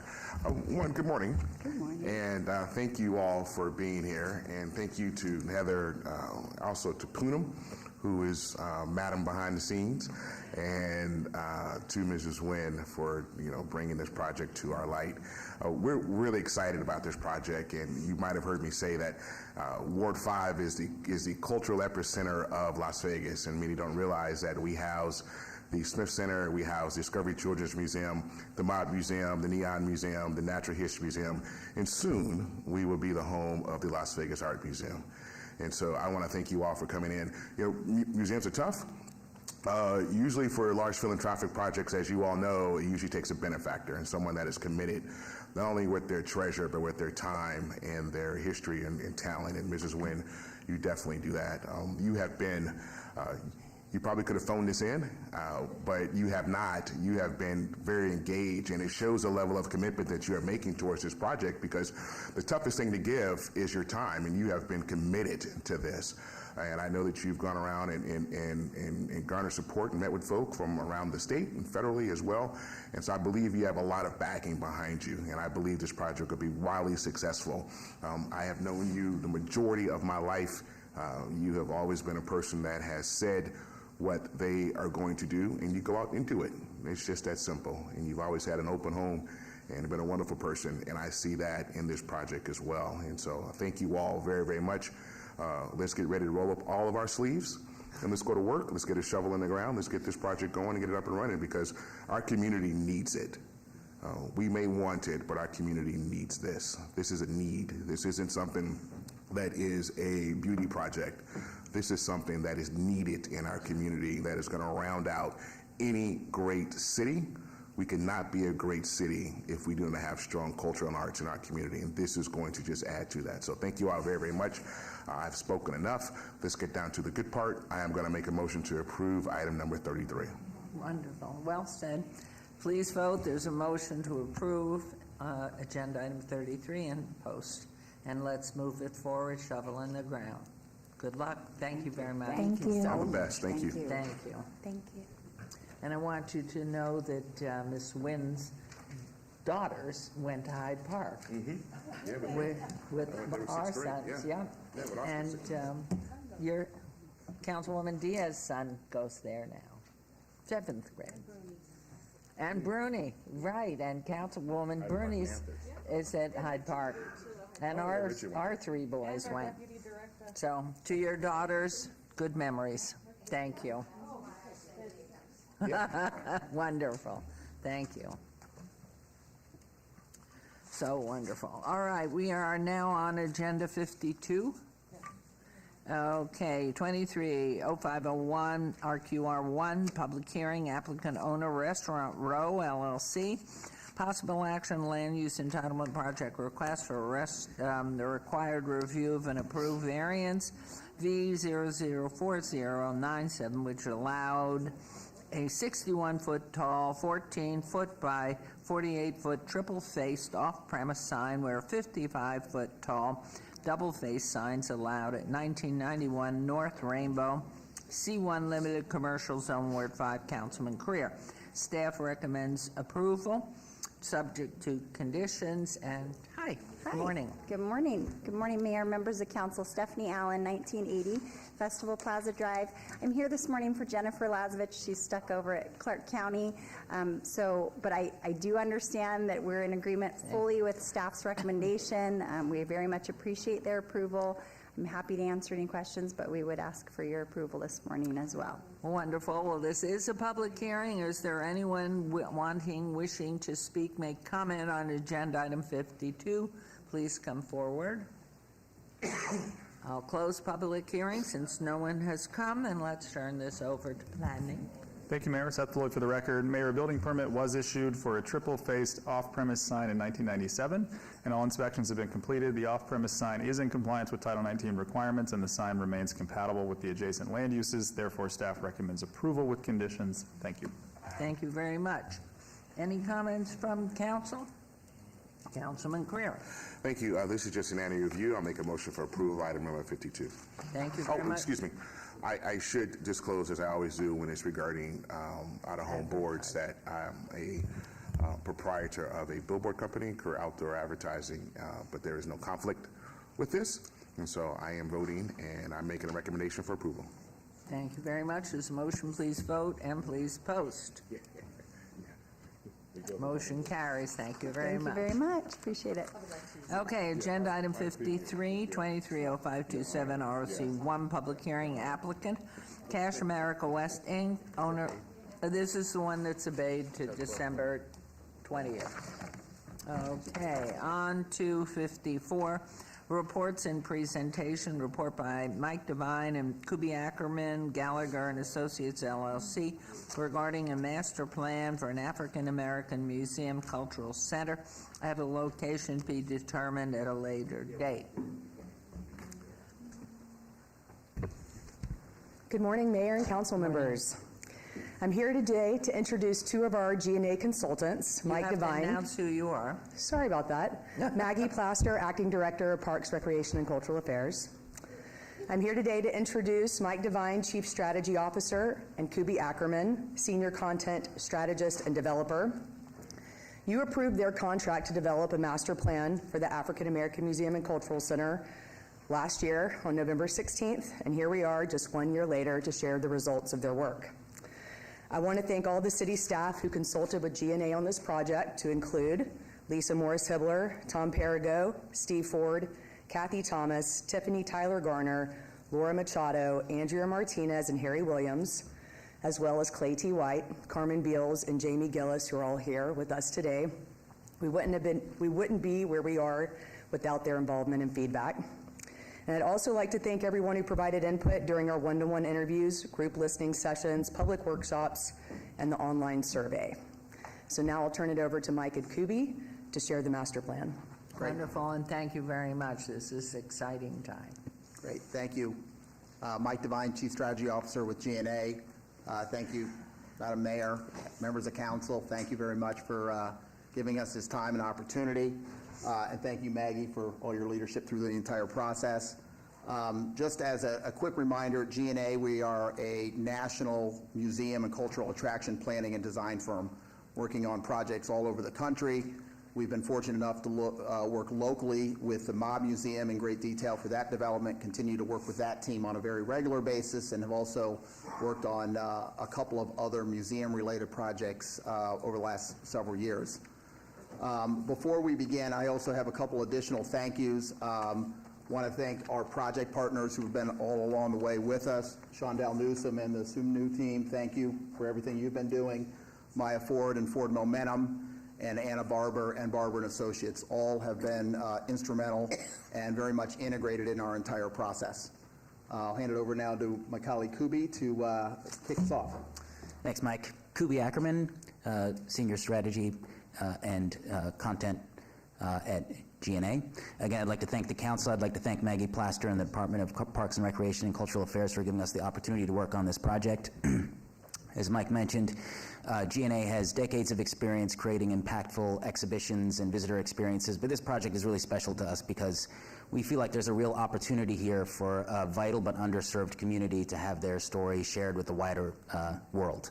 And I think that potential is encapsulated in this quote, which was recorded during one of the community engagement sessions, which really speaks to the opportunity for this community to see their story reflected, to have their achievements recognized and celebrated in a way that could have an incredible impact on the next generation. And it's this type of feedback that we incorporated into our visitor experience strategy, our proposal that this institution bring new insights and energy to a familiar American story to create an experience that could only exist in Las Vegas. So as far as how we collected that, we really relied very heavily on our partners, as Mike mentioned, Maya Ford at Ford Momentum, Shondell Newsom, some new marketing here in Las Vegas, who just did an incredible job. And this is in recognition also of the fact that the city recognized from the outset the imperative to get community buy-in on this. And so they went out and connected with civic leaders, with community members, with the general public through a series of listening sessions and collection of oral history and workshops and surveys, et cetera, which collectively reached over 300 participants representing a diverse cross-section of Las Vegas. We got a vast amount of actionable information and insight from these sessions, which we incorporated and kind of consolidated into these three big ideas. So what we heard is that people are not just interested in a history museum. Certainly, this should be shaped by the history and experiences of African Americans in Las Vegas, but we're proposing that this be a museum of now, really relevant to people's concerns of today and of the concerns of the future. Secondly, we heard that this should be a place that feels alive and vibrant with Black cultural expression. So we all know that Las Vegas is about big, bold experiences, and it's time for the African American experience to get the proper Las Vegas treatment. And thirdly, we heard that this should be shaped from the outset by African American voices and experiences, from the planning to the operation and the staffing of the institution, providing an opportunity for people to see themselves reflected. So with those big ideas, we started to consider what some of the themes and topics might be that people might learn about as they go through a project like this. So we collected, our community engagement partners collected incredible amount of stories of migration and settlement, people's family histories, how they came to Las Vegas, why they came to Las Vegas, where did they come from. We all know that one of the things that makes Las Vegas culture so distinctive is the focus on music and entertainment, and that's certainly true of the African American story. Trials and triumphs is where we might address things like discrimination, segregation, economic challenges, but also the resilience and perseverance in this community despite those challenges. Stories of economic opportunity and entrepreneurship, faith and spirituality, food, the arts and cultural expression are all critical pieces of this story, which we hope that visitors will be able to experience at a variety of geographic scales, starting with understanding the kind of national context of African American history, how that impacted the regional context here in Nevada and Las Vegas, and specifically what happened in the historic West Side and the history of the West Side. So with those big themes and ideas, what might this institution look and feel like? We're going to present a series of visualizations with the caveat that these are not intended as designs for a building. We're not there yet. That would happen at a later date, preferably with additional community input. Instead, the purpose of these is to help inform this process moving forward, but also to generate excitement, to help us all collectively imagine what the possibilities might be for an institution like this incredible potential. So what could it include? Certainly an iconic exterior to attract people to the venue. This is Las Vegas after all. A welcoming entryway, an exploration of African American history, a focus on the future in keeping with that big idea that this is not just about the past, but it's about the present and future. A cultural center which can include performance venue, art gallery, education and programming spaces, places to gather and socialize, and what we're calling community activation. So those are opportunities for the institution to break beyond its four walls and go into the community through things like food trucks or pop-up stores or community gardens or events and performances, things like that. So we have lots of ideas on all these different components. We're not going to show them all to you in the interest of time. We're just going to show you a handful. So for each of these, there was a kind of robust workshopping with the community about what people wanted to see for each of these components. So what we heard for the exterior is that this should be a Las Vegas landmark. It should be vibrant, it should include neon, it should be iconic, it should represent the people in big, bold, and proud ways on the face of the building, it should connect with local history, and it should feel, even from the exterior, uniquely African American through the incorporation of color, pattern, and other characteristics that identify with African American design and architecture. So what could that look like? What we're showing here is not just a standalone building, but an institution that's part of a larger campus complex which anchors the neighborhood, integrates into the existing urban fabric, accommodates a diversity of spaces and programs, and creates a true destination. And the kind of strategic and financial implications of doing something like this as part of a larger development is something Mike's going to talk about in a second. But it can include characteristics inspired by African American architecture and design, like we heard. Incorporate oversized images of real people on the facade of the building, of local notable citizens. Draw on the distinctive characteristics of Las Vegas architecture, include neon, bold colors, etc. Once you're in the building, what does it feel like?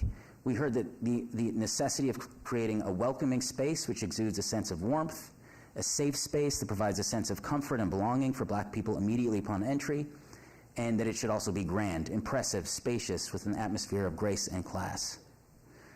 So something perhaps like this, a space to relax and contemplate, which also feels alive and vibrant, with areas for gathering, socializing, participating in other activities, with open spaces for public use that are integrated into the larger community to provide a real community asset, gathering spaces that can be used for formal or informal performances, or even something like a large interactive map showing where people came from, allowing visitors to draw their own family history and have other people learn about their stories.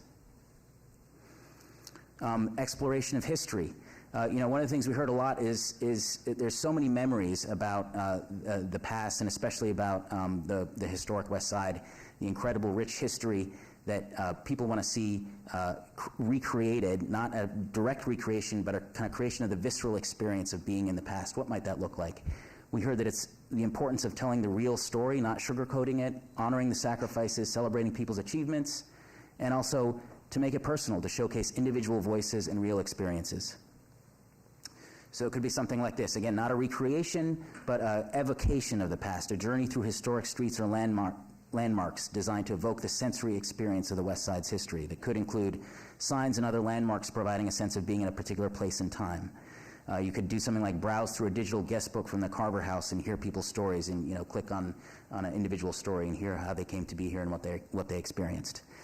There could be projections on the wall creating a sense of a dynamic streetscape from the past. So again, just a handful of images. Hopefully these get us excited, again, about the potential of this project and this institution. And with that, I'm going to hand it off to Mike to talk about financial viability and community impact. Great. Thanks, Kubi. So in addition to all the great work we've done on the creative side, we've also looked at I'll call it the left side of the brain associated with the numbers associated with this project, looking at what is a capital budget that we could be sensing around here, and just as important, if not more important, what's an operating model that we can look at. We looked at this in 4 big buckets. One, we did a market analysis looking at the various sites that were given to us as some options. We did some preliminary fundraising feasibility calls to see what the opportunities could be on the fundraising side. Second, we did a lot of analysis around what attendance could be, looking at the demographics of the marketplace as well as comparable museums both locally and nationally. This information allowed us to get to the third bucket, which was a capital budget and a range of numbers that we'll show. And then lastly, an operating pro forma, a range of operations that we think are achievable with this project. For the site analysis, we looked at 7 different sites covering 3 big areas, the Cultural Corridor, downtown Las Vegas, and the historic West Side. We developed criteria that was both very objective and subjective. When we went through the analysis, almost every box was checked as it relates to the community goals with the historic West Side. When we looked at some of the other areas, specifically downtown Las Vegas, with the critical mass being generated down there, some of the financial goals were probably checked a little bit more in those areas than the historic West Side. Where we came out, while we don't have a specific site to recommend, we do think there are opportunities in the historic West Side if we can get some critical mass around the 100 plan and some other opportunities there. And then definitely the opportunities in downtown with everything going on there are definitely some opportunities. We felt the corridor, the Cultural Corridor was probably our third choice. Just with a lot of the transitions going on there, we felt there were some better options in the other 2 areas.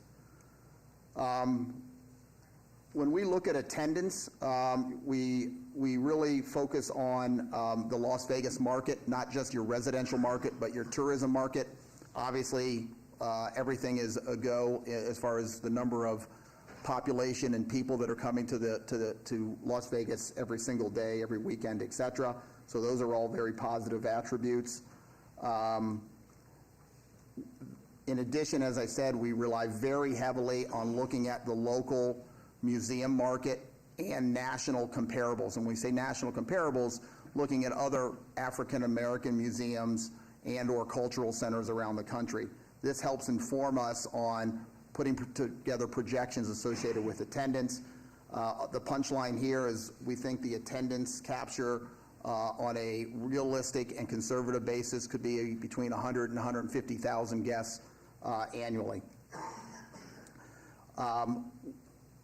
When we looked at the capital budget, our first look is what the space program would be, meaning how much space do we actually need here. We've come up with a range of 30 to 45,000 square feet for this project. What we would call the gallery space or the experience space would be about a third of that. Other public-facing spaces like a performing center, retail, food and beverage, et cetera, would be about another third, and then the final would be back of house and administrative spaces. Just to put that in perspective, this 30 to 45,000, the Mob Museum is about 41,000 square feet. So just to kind of give you some sense of what that range might look like.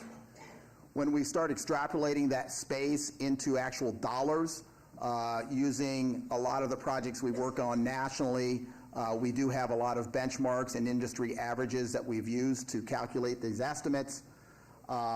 There is some ranges here because this project could be part of a larger development where they could slip in almost like as a tenant in a building. So in that case, you may not have a lot of site costs. However, it could also be a standalone building and have to develop it itself, and therefore there's why we have somewhat of a wide range here. The bottom line is we think that the development cost for this project to meet its goals would be somewhere in the range of $50 to $75 million. We also highlight in green here, we absolutely believe there would need to be an endowment fund that would be critical to the long-term sustainability of this project. That range is in the $10 to $15 million range. So the capital raise would be somewhere in the $60 to $90 million range as we would move this forward. From an operating standpoint, we do believe that this, both the high and low options, there is a path to long-term sustainability. We've worked with a lot of projects around the country, some as low as 20,000 in attendance, others with over 1 million. Even the ones with the lower attendance, if you put a plan in place, it can work. And I think that's the most important thing as we move forward here. We do believe that there's an opportunity to create something super special and exciting. It could be very large to accommodate a lot of growth. It could be something a little bit smaller, but with the right planning, high degree of confidence that this can be long-term sustainable from an operating standpoint. As I mentioned, we did just have some initial calls on fundraising feasibility. Anna Barber on our team led those. You'll see here we've come up with 6 main themes that were discovered there. Won't read through all of them. I think what every project needs is a champion. Will that champion be internal, external, public, private? That's something that we'll need to see. Funding, we absolutely believe a public-private partnership is always the best opportunity. So where is that funding going to come from? And then several other highlights from the initial calls that we had made. And so this is just a summary of what I just said. We absolutely are excited about the project. We think this is going to be long-term sustainable. With the program that we've developed, we would suggest this is a $50 to $75 million project with another $10 to $20 million for an endowment fund, and are excited about the opportunity to continue moving forward with the project and thinking about site selection and leadership of the project. Thank you very much for your time. Wow. We just need that angel to come forward, lay down the money, and let's get it going tomorrow. And I said to Councilman Creer, I'm so sorry you're not a multimillionaire. But anyway, I do want to, if you go back to your very first slide that had all the crossbars, the one thing I'm thinking, because we've been here so long, what I see is perhaps just to add to it, right there, that next one, that one, is healthcare and medical. Because I know our neighbors, actually, Dr. Boulware, Fred, was the very first of the physicians to bring in the very high resolution imaging before anybody in town, and to say nothing of the early physicians that came to town, healthcare, and then of course you did touch on education in one of the preceding slides. But that piece and what is education and what's happening at the home, but education, healthcare, medical, and of course knowing too that my colleague over to my left here, his father was a physician early on. But the appeal of bringing to Las Vegas and why these physicians, why Dr. Fred Boulware came, I think he was Mayo Clinic out of Minnesota and has a great background, and the curiosity, so Clayty or whoever's doing interviewing, what was that impetus? And I think as part of this history, but of course your reputations precede you as incredible. And so we just that you have picked up this for our community is wonderful. And so I don't know if we have any other comments, questions. Yes, Councilwoman Bruni, and then over to you, Councilman Creer, if there's anything, and back to Ms. Plastro. Thank you, Mayor. My question is, you've been working with cities across the country. You've given us a really big potential price tag between, I guess, 60 and 90 million. From your experience, like, what's sort of an initial goal or sort of the bare minimum that we need to raise to sort of say, okay, this is a go, right? Either from an optics or just, is there like an inflection point where once you raise 20 million or 10%, then people are like, okay, this is really viable, let's open up our pocketbooks? Yeah, I'll give that so I don't know if, and we get this question all the time, I don't think there's a magic number. I really think it starts with who the leaders will be. Like, I think it's about the people first and who's going to lead the project. I would say you're going to need what we would call some seed money just to get started. That might be a couple $1 million to keep the ball moving forward. And I think during that seed money phase, you can start developing a funding plan that would make sure you're hitting certain milestones along the way. And again, I think as the seed money helps things develop and put those targets in place. In some projects, it's almost 100%. In other projects, it could be 10% because you have the confidence with the people that are going to be developing it that they're going to get to that final goal. So it varies all over the place, and but it does start with that leadership and who is that leader and how are we going to move that forward. One more question. Thank you, Mayor. So I know this is sort of a very, I can't remember your term, but like a focused museum, right? Like the African American Museum of Las Vegas, but it feels as though the stories and Las Vegas is such a global city that people around the world would be interested in this particular museum. So what's been your experience? Are there other museums that you've seen across the country where they've attracted national funders, even though it's a local museum? And are there particular marketing or outreach strategies that have worked that are successful in attracting national investors? Because again, even though this is Las Vegas based, I think the narrative and the experiences could be global. Yeah, so I'd say many of our projects have national reach. But the big but is it has to start locally, though, no matter what. We've worked with an Olympic museum in Colorado Springs. Can't get a more international, if not national, brand there. Frankly, that funding didn't happen until Colorado Springs stepped up and funded it. I'd say the same thing here. I would say that this topic and the stories that can be told here are absolutely national. Think about all the people coming here. I mean, it's just crazy good. So I think there clearly is a national platform, especially for a lot of different foundations that we would potentially look towards. But it has to still start locally, and you have to have that local buy-in, because those national groups are going to call the locals and say, hey, what's this project all about? What are you doing? Why is it important to you? Okay, great, I'm gonna jump on board. Thank you. And Councilman Creer, I know you can't be quiet here, because I remember sitting at a centennial meeting when you brought this concept forth to that body. So I know you can't be quiet. Go quiet. Thank you, Madam Mayor. First, thank you all very, very much. I mean, Gallagher is hands down best of class. Our team, Maggie, Steve, some new, Ms. Clay T. White, others who have contributed to the work to get us thus far. We've come a long ways, I think, in a very short period of time, relatively speaking. I remember when we had our first meeting to talk about if the community wanted an African American Museum and Cultural Arts Center within the community over at Doolittle.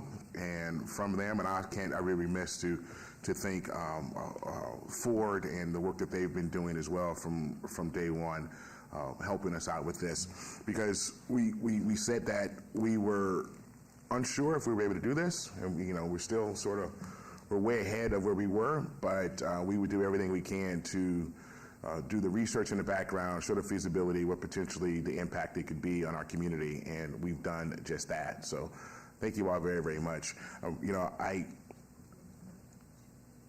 This museum and cultural arts center is rooted into more than just the folk who are living in Las Vegas. Something happened in this country between 1915 and 1970, which was called the Great Migration, of when 6 million black folk moved throughout the South into the East, the Midwest, the West, Southwest, and Las Vegas is a product of that. My parents migrated from Houston, Texas in the mid-60s. Many migrated from Tallulah, many migrated from Arkansas, from other parts of the country. If you look at people who have really built up this community from the African American perspective, many of them migrated from around the country, and so we're harnessing that, and from that humble beginnings to where we are now, and also to where we're going. I am going to do everything that I possibly can to work with our team in order to go out and figure out how to make this happen. I think this is an important aspect, not only just for the historic West Side and for the African American perspective, but for the city of Las Vegas. Once again, it's interesting. We just had a presentation, obviously you sat through it, about the art museum. Maybe that's a potential new client for you. As you guys are, I'm sure, had your ears. Yeah, I'm sure you had your ears wide open. And here we are now talking about African American Museum and Cultural Arts Center, and once again in Ward 5. But it's doable. This city has a lot of love for its city, has a lot of love for its history and its culture. And we've seen that there are a lot of people that have done a lot of things. We built the Smith Center, and I was on the founding board member for the Smith Center. Who would have thought that we would have a performing arts center located, as beautiful as the Performing Arts Center located in the heart of downtown Las Vegas. Who would have thought that when Mayor Goodman had a vision to build a school called the middle school, I don't know, 30 years ago, or 30? Close. Yeah, close. No, right? almost 40. Yeah, in some year, place called 39. Summerlin, and way out there. Nothing. You're going to build a school where, Mayor? Wait, where is it going to go? What are you going to do? Who would have thought that? And you look at the vision of those projects now. It started someplace, and it started with the vision. We're going to get there. And now it's time for us to go on a roadshow and start figuring out how we're going to get this and get this going. I remember when Myron Martin and Don Snyder went on their roadshow trying to get the Smith Center. I remember they had meetings with everybody. They were talking to everybody, and they would just go out and tell their story, and that's what we're going to have to do. We're going to have to put our walking shoes on, have to roll up our sleeves, and we're going to go out there and figure out how we make this happen. So I'm excited. I'm humbled by what that, even I know you said, it's tough when you present creative of what things look like. That's enough to get you fired up, but my goodness, when Mary and I were looking at it, go, oh my God, look at it. That's nice. So we are moving forward. This ties well. We're going to be breaking ground next week on a brand new library in the community, which is a beautiful facility, which would intertwine with this. So let's go to work and let's make this happen. Thank you. And Mr. Career, earn. Yes. Earn. So we can get it going. I think it's great for all of us, for everybody in this community. Your work is superior. And we're just very excited. Thank you for this report. And we hope to get episode presentation too. So, and thank you, Ms. Plaster. So thank you. That's a report only. Great. And Thank you. no vote. Oh, one more question, comment, please, Councilwoman. I'm sorry, Ray. one more question. So would you suggest that the next critical step is finding the location or nailing that down? Because from what I took away from the previous presentation, having the piece of land really helps with the fundraising because it makes it more concrete. So is that our next step, to find the land? Yeah, I think securing a specific property is critical for exactly that, fundraising, and then just being able to kind of launch it, so to speak, yes. How much land, acre-wise, you think? Minimum to do something? Acre and a half. Yeah, but to do it and to do it right, you think what? Acre and a half. Acre, somewhere in okay. there. Yeah. We got that. Okay. Mike Jensen's got that in his back pocket. Thanks, Mike. Thank you. Thank you. Thank you. Okay, we'll move on to agenda item 55. And that is a report by Celeste Rayford, Region 2 Superintendent, on the current educational operations in schools within the Clark County School District, CCSD, in the city of Las Vegas, referencing all wards. Good morning. Good morning, Madam Mayor, City Council, Dr. Tammy Malich, Director of Youth Development and Social Initiatives. For the record, as Mayor stated, the quarterly report for quarter 3 as required by NRS 388G.630 and CCSD Regulation 2130 as a result of AB 469 passed during the 2017 legislative session. The Clark County School District is required to provide quarterly updates to each municipality.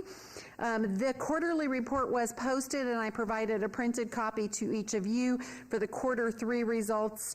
The quarter 3 report, which were year-end results for chronic absenteeism and behavior, the Region 2 Superintendent is actually going to speak to the Nevada School Performance Framework presentation that I provided you, and she will be speaking from, and she also brought some staff with her in case there are questions. So at this time, I will turn it over to Celeste Rayford, Region 2 Superintendent for the Clark County School District. And one more question before you leave, please. Yes, ma'am. Looking what's on our screen, could you tell me or tell us, are those watermelons or squash? And where did they grow? Are they from one of our wonderful school gardens or the west side? I would say those are squash. We do not grow those in our hydroponic farms. They're far too large to grow vertical, and I do not know where they're grown. Maybe. I'm assuming it's a school. I don't know. We're going to go with school garden. Okay, thank you very much.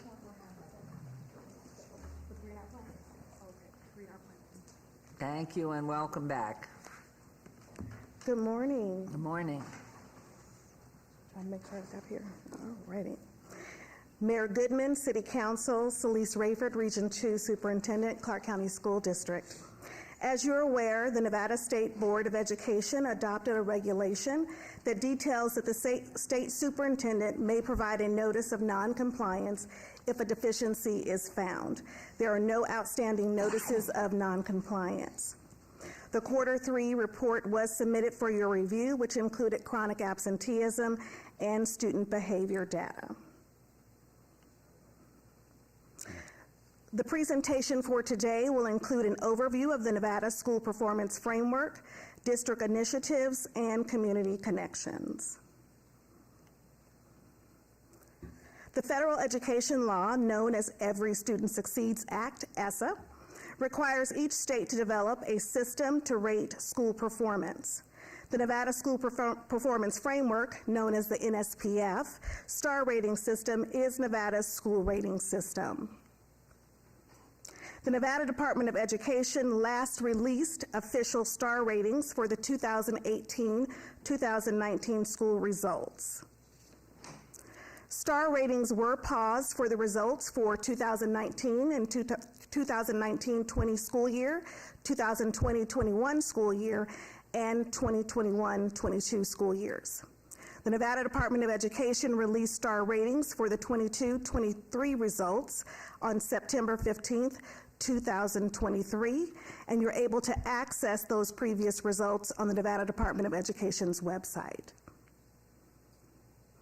The NSPF is comprised of measures categorized under indicators specific to each of the elementary, middle, and high school levels.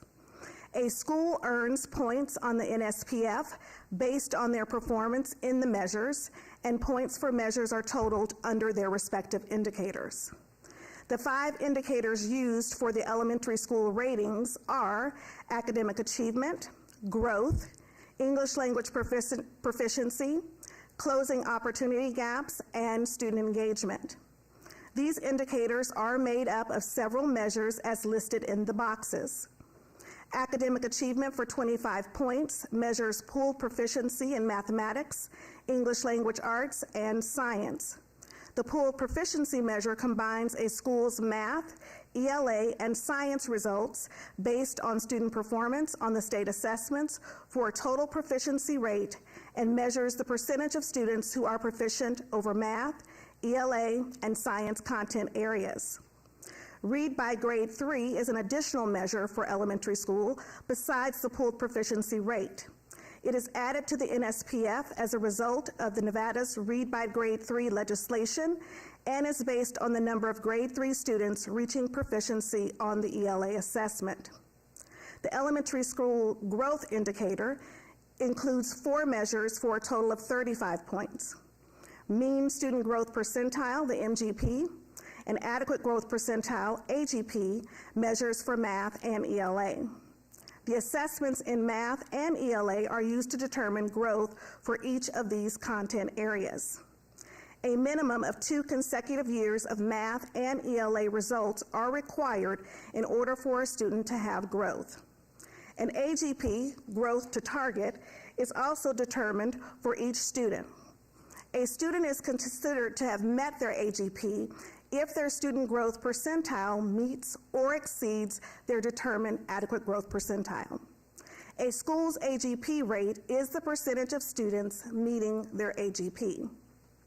The English language proficiency indicator includes the WIDA Access AGP measure for a total of 10 points.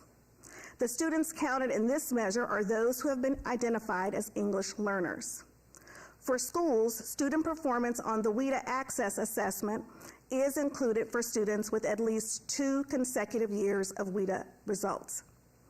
The Closing Opportunity Gaps indicator determines the percentage of students meeting their AGP who did not achieve proficiency in the prior year's state-administered ELA and math assessments for a total of 20 points. The measure for the student engagement indicator is for elementary school is chronic absenteeism for 10 points. Only students who have been enrolled in a given school for 91 days or more of the current school year at any point in the year will be included in this measure. A chronically absent student is a student who has missed 10% or more of the days they were enrolled for any reason, including excused, unexcused, or disciplinary absences. There are the same 5 indicators used for middle school ratings that were used for elementary school. However, there is a change in the point value for the growth indicator in middle school, which is 30 points, and student engagement indicator, which is 15 points. The growth indicator is determined for all middle school grade configurations. The student engagement indicator at the middle school level is a measure of high school readiness. The indicator includes credit requirements, meaning requirements for promotion, academic learning plans, and chronic absenteeism. The high school framework includes the following indicators: academic achievement, graduation rates, English language proficiency, college and career readiness, and student engagement. The academic achievement indicator for 25 points includes math, ELA, and science proficiency measures. Proficiency rates for high school are determined separately for math, ELA, and science, and points are assigned separately for each content area. Student proficiency for high school is determined through the state-administered ACT subtest scores in math and ELA in 11th grade and the Nevada High School Science Assessment taken in 10th grade. The graduation rates indicator for 30 points consists of the 4- and 5-year adjusted cohort graduation rate measures. The adjusted cohort graduation rate is determined through the cohort validation process following federal guidelines for reporting. This process results in disaggregated 4-year graduation rates determined in December and preliminary 5-year rates the following March. These dates are past the September 15th accountability reporting deadline. Therefore, the adjusted cohort graduation rate used for this indicator lagged 1 year behind the other accountability indicators in the school rating system. The high school English proficiency indicator is worth a maximum of 10 points and is measured the same as the elementary and middle schools. The college and career readiness indicator for high school is for 25 points and consists of 3 measures: post-secondary preparation, participation, post-secondary preparation completion, and the percent of graduates earning an advanced diploma or CCR diploma. Post-secondary preparation includes participation and completion measures in advanced placement, international baccalaureate, dual credit, dual enrollment, and career and technical education programs. Post-secondary preparation, participation, and completion can be achieved at any point during a student's high school career. The students included in these measures are those with an original year of graduation of the current NSPF year. A student is considered a participant or completer if they meet the criteria for at least one program. A school's post-secondary preparation, participation, and completion rates are based on the percentage of students participating in or completing the specified programs, respectively. The advanced and college and career ready diploma is measured by a school's percentage of graduates with an advanced or CCR diploma. The student engagement indicator measures chronic absenteeism, which is the same as in elementary and middle schools. The grade 9 credit sufficiency measures the percentage of 9th grade students who earned at least 5 credits by the end of their first year of high school. Schools are assigned a star rating from 1 to 5 stars. A school's star rating is based on the index score, which is the total points received by the school based on their performance across various indicators and measures over the prior school year. Each score range corresponds to a star rating, which is a descriptor of how a school is performing based on the indicators in the framework. It should be noted that the score range varies for elementary, middle, and high school. The NSPF Las Vegas results were provided, which show the school name, school's level, whether elementary, middle, or high school, the school's star rating, 1 to 5 stars, the index score, and whether the index score was an increase, decrease, or no change in score from the previous official release, and the number of classroom teacher vacancies as of October 23rd, 2023. At this time, I would like to invite Greg Manzi, Assistant Superintendent of Assessment, Accountability Research, and School Improvement Division, as he will share a little bit more information. Thank you, Doctor. Welcome. Thank you. Madam Mayor, City Council members, Greg Manzi, Assistant Superintendent of our Assessment, Accountability, Research, and School Improvement Division in the Clark County School District. We'd like to take this opportunity just to provide some additional content specific to the growth measures that are included within the Nevada School Performance Framework. Due to the decrease in participation in the spring of 2021, the target growth percentiles for students were slightly deflated. The declining student proficiency levels in spring of 2022 and 2023 added additional data points to the growth model, which then generated new norms and target growth percentiles that are representative of a more ambitious growth students must make to reach or maintain proficiency in 3 years or by 8th grade, whichever comes first. As a result, many students did not reach their growth target for the 2022-2023 results. The Nevada Department of Education has assured us that the growth model algorithm is behaving as expected and consulted with the Center of Assessment, specifically Dr. Damian Biederbenner, who assisted in authoring the Nevada growth model. Thank you for your time. Thank you.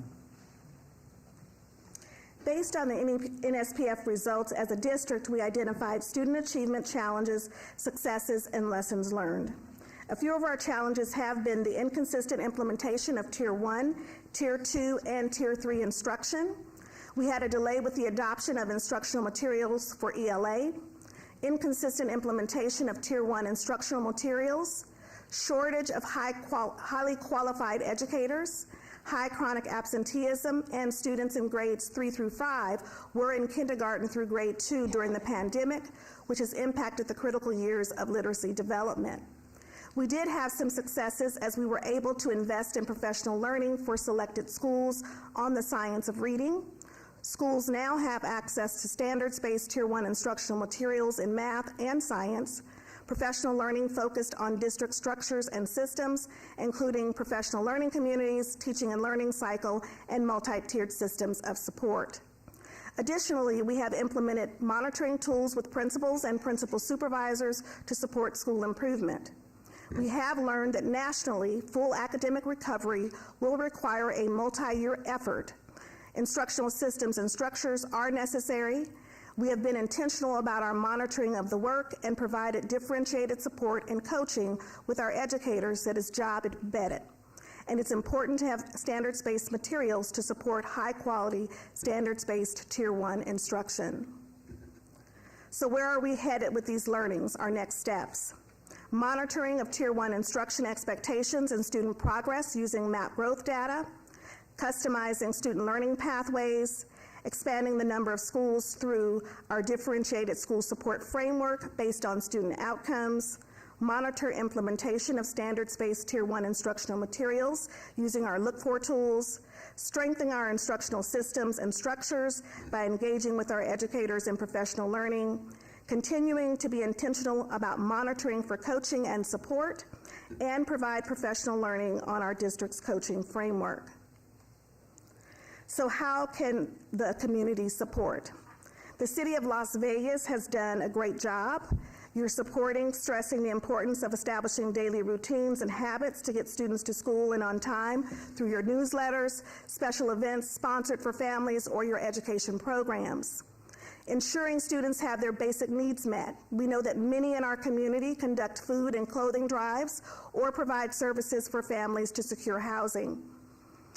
Reinvent Schools provides services to students and families. Safe Key is available, and there are scholarships for before and after school care for elementary students.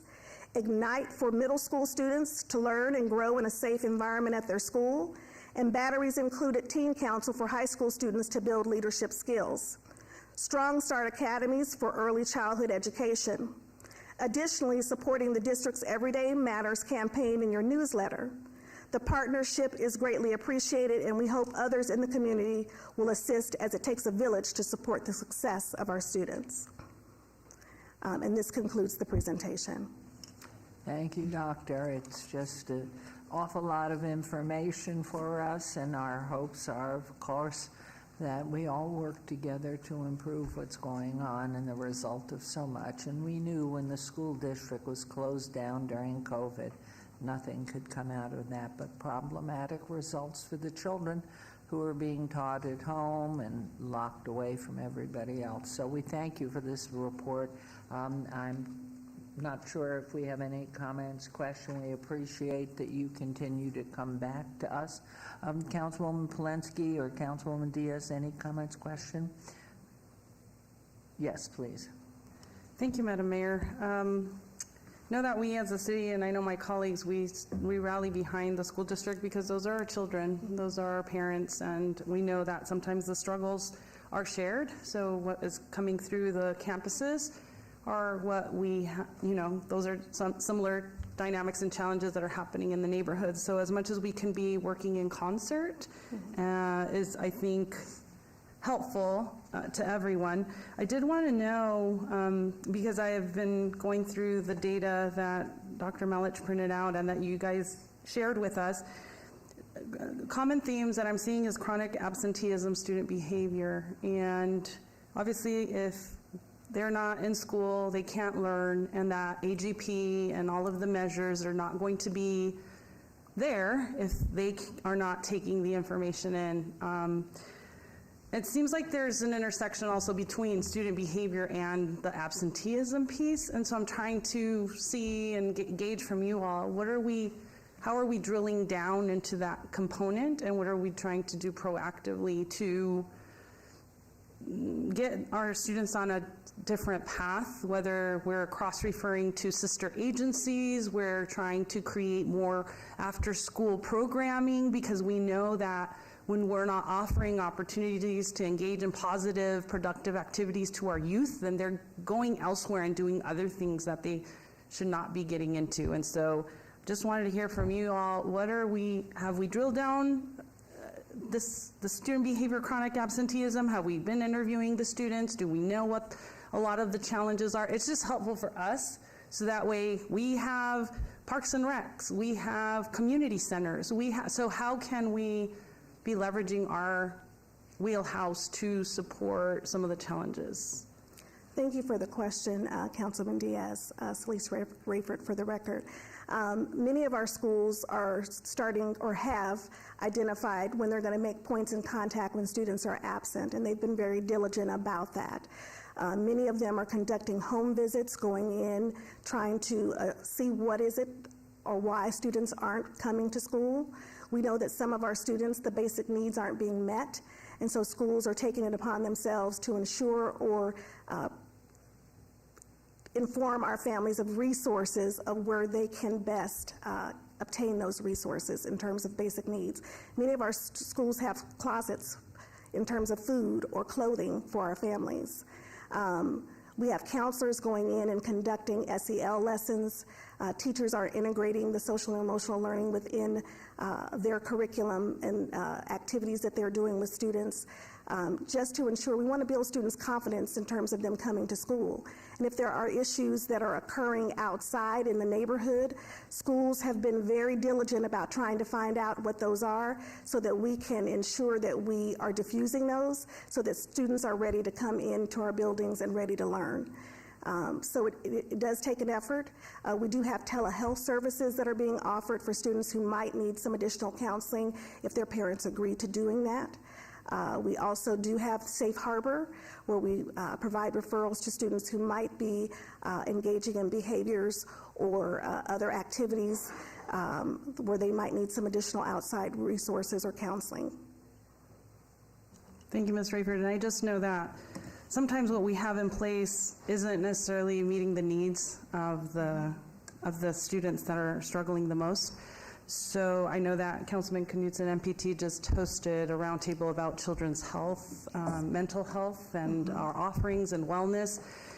And I feel that sometimes we're leaning on telehealth, but for a 5-year-old, talking through a screen, I know that for my 12-year-old, doing telehealth isn't necessarily the optimal way to reach and really service his needs. So I'm just saying, let's also figure out a path forward. I know that we need a long ways to go in terms of building that pipeline of service providers in our community, but we need to also triage and figure out if telehealth isn't working, what else is accessible to our administrators, our teachers, our support staff members, because they're the ones who with their hair on fire every day, and we want to make sure that we're giving them the tools they need to be successful and stay in our classrooms with our kids. Absolutely.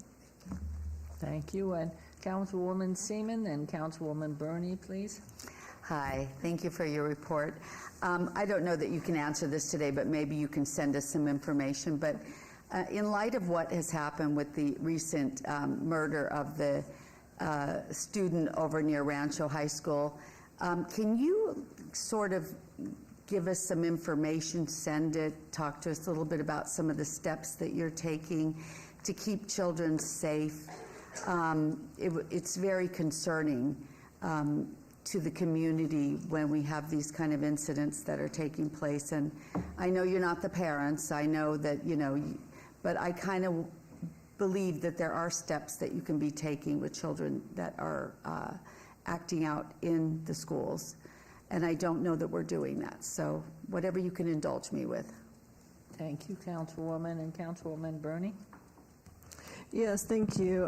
Thank you, Dr. Rayford, for your presentation. I know this is not in you're not responsible for this, but I guess I have a request to follow on my colleague, Councilman Seaman. Teachers or principals and school building leaders are struggling with the issue of violence and behavior, and talking to some of our Metro partners, they are trying to support students and work with parents and get into the schools and share information about safety, gun safety, gang violence, and I've been told by several of Metro officers that they're having a hard time working with CCSD police. I would like you to take it back to your boss and to the chief of CCSD police that we would like to be able to work with you, our marshals, Metro, because we at the end of the day have to face those parents and address school safety too. So it'd be great to have that partnership. Please. Thank you. I will definitely take it back. Well said. Councilman Creer. Thank you, and thank you for all the work that you do. I know that it is not easy. I could not do your job, but thank you very much. This is somewhat this is not a single answer to this question, but how do we get our system moving in a positive direction? Just up here, you hear about different aspects that affect the quality of education, whether it's transportation, whether it is keeping our communities safe, our schools safe. Every year it seems like we are trying to find teachers. In August, we have a lack of capital expenditures to go into schools that need help. We need to get quality teachers. We need to, there's just so many factors, so many moving parts. And you don't know this, but I always say government's good at doing one out. So government's good at attempting to fix one aspect. Well, let's look at something happens and we respond. Something happens on campus security, let's respond and get that secure there. So, okay, we got that together. And then we're always sort of putting out fires. And how do we get our system to say, okay, what's the plan, what's the goal? We're at 48th, 49th now, 47th. How do we get to top 25? Okay, we're top 25. How do we get from top 25 to top 10? And then how do we become the #1 school district in the country? Holistically, what does that take? How are we going to get there? And like I said, this is more of a statement because I'm sure you don't have an answer for all of that, but it just seems like we're always playing catch up. It seems like we're always behind the 8 ball. It seems like we're always putting out fires. And how do we, I have a saying in my ward, I represent Ward 5, and I say that we're changing the course of the river in my ward. It was going from an east to west downward spiral. We have stopped it, we've dammed it, and now we're going west to east in a positive spiral. And we have metrics to show that we're making progress. We don't seem to get that. It just seems like it's always something consistently. And it's frustrating. That's all. That's all I got. Okay. For now. Well, thank you for the question or the statement. One thing I'd like to share with you, Councilman Creer, is we do have a strategic plan in place where there are metrics where we're looking at certain things. That information is shared with our school board. But I think one of the things I think that's imperative is that we tell our story, and we have to ensure that we're positive with the stories that we tell so that we're attracting people to want to come to teach in our district, that we're able to develop those partnerships with those out in our communities so that we can kind of support our schools. But also we've got to build that partnership and the connection of welcoming our families into our school too, because they're a part of the equation. It takes all of us to build that homeschool connection and to ensure the success of our students. And so, as I said before, it takes a village. It takes all of us coming together to brainstorm and forecast and to come up with some solutions that are going to be in the best interest of our kids. Okay. Thank you again. This is a report only. Dr. Malich, thank you. And once again, just for the efforts that are out there. When we did the research whether to move to Las Vegas over 50 years ago, the Clark County School District was number 2 in the country. A very small town at that time.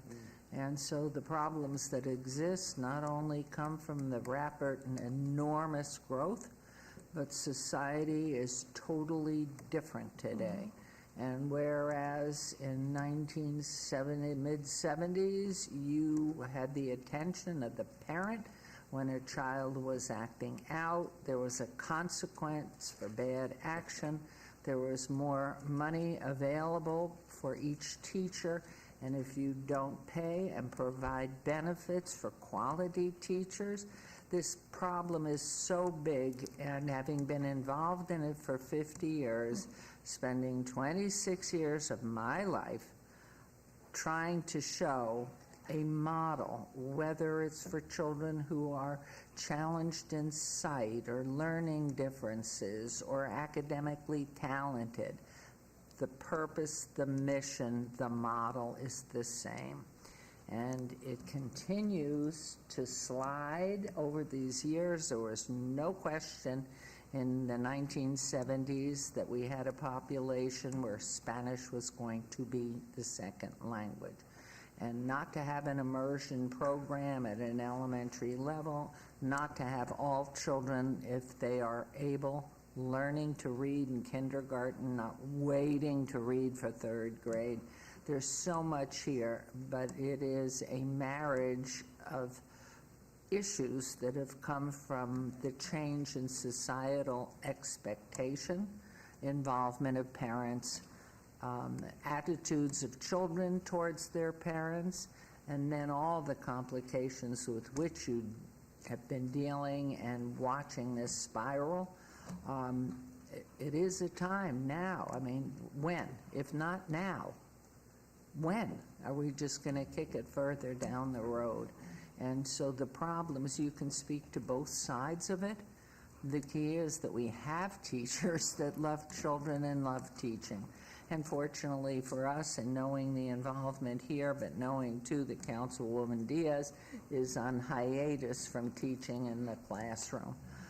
It begins at the beginning. And when you have children that aren't wanted and are just a new pet to have a child, there's so much more involved here. And it takes a massive, in-depth, time-out look for the leadership to really look at what is this and why do we keep kicking it down the road. The data you're giving us, I think we all absolutely understand it and know why.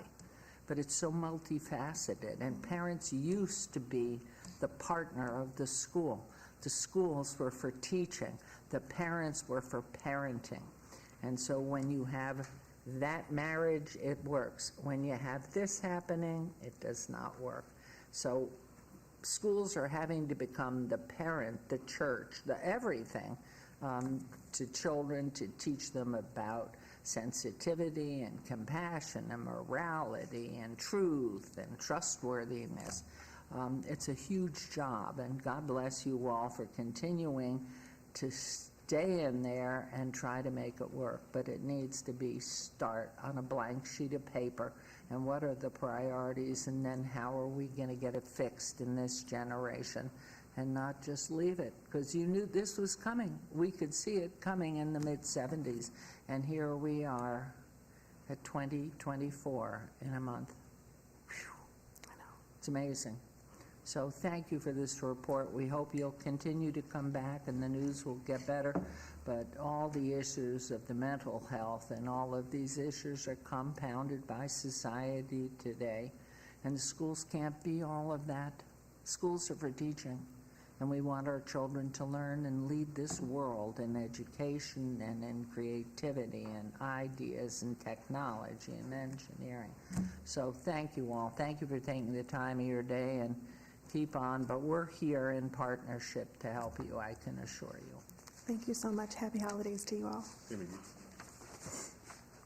Okay, we move on to agenda item 56. Report by the Department of Neighborhood Services Acting Director Arcelia Barajas and management staff regarding Department of Neighborhood Services homelessness, health, and wellness accomplishments.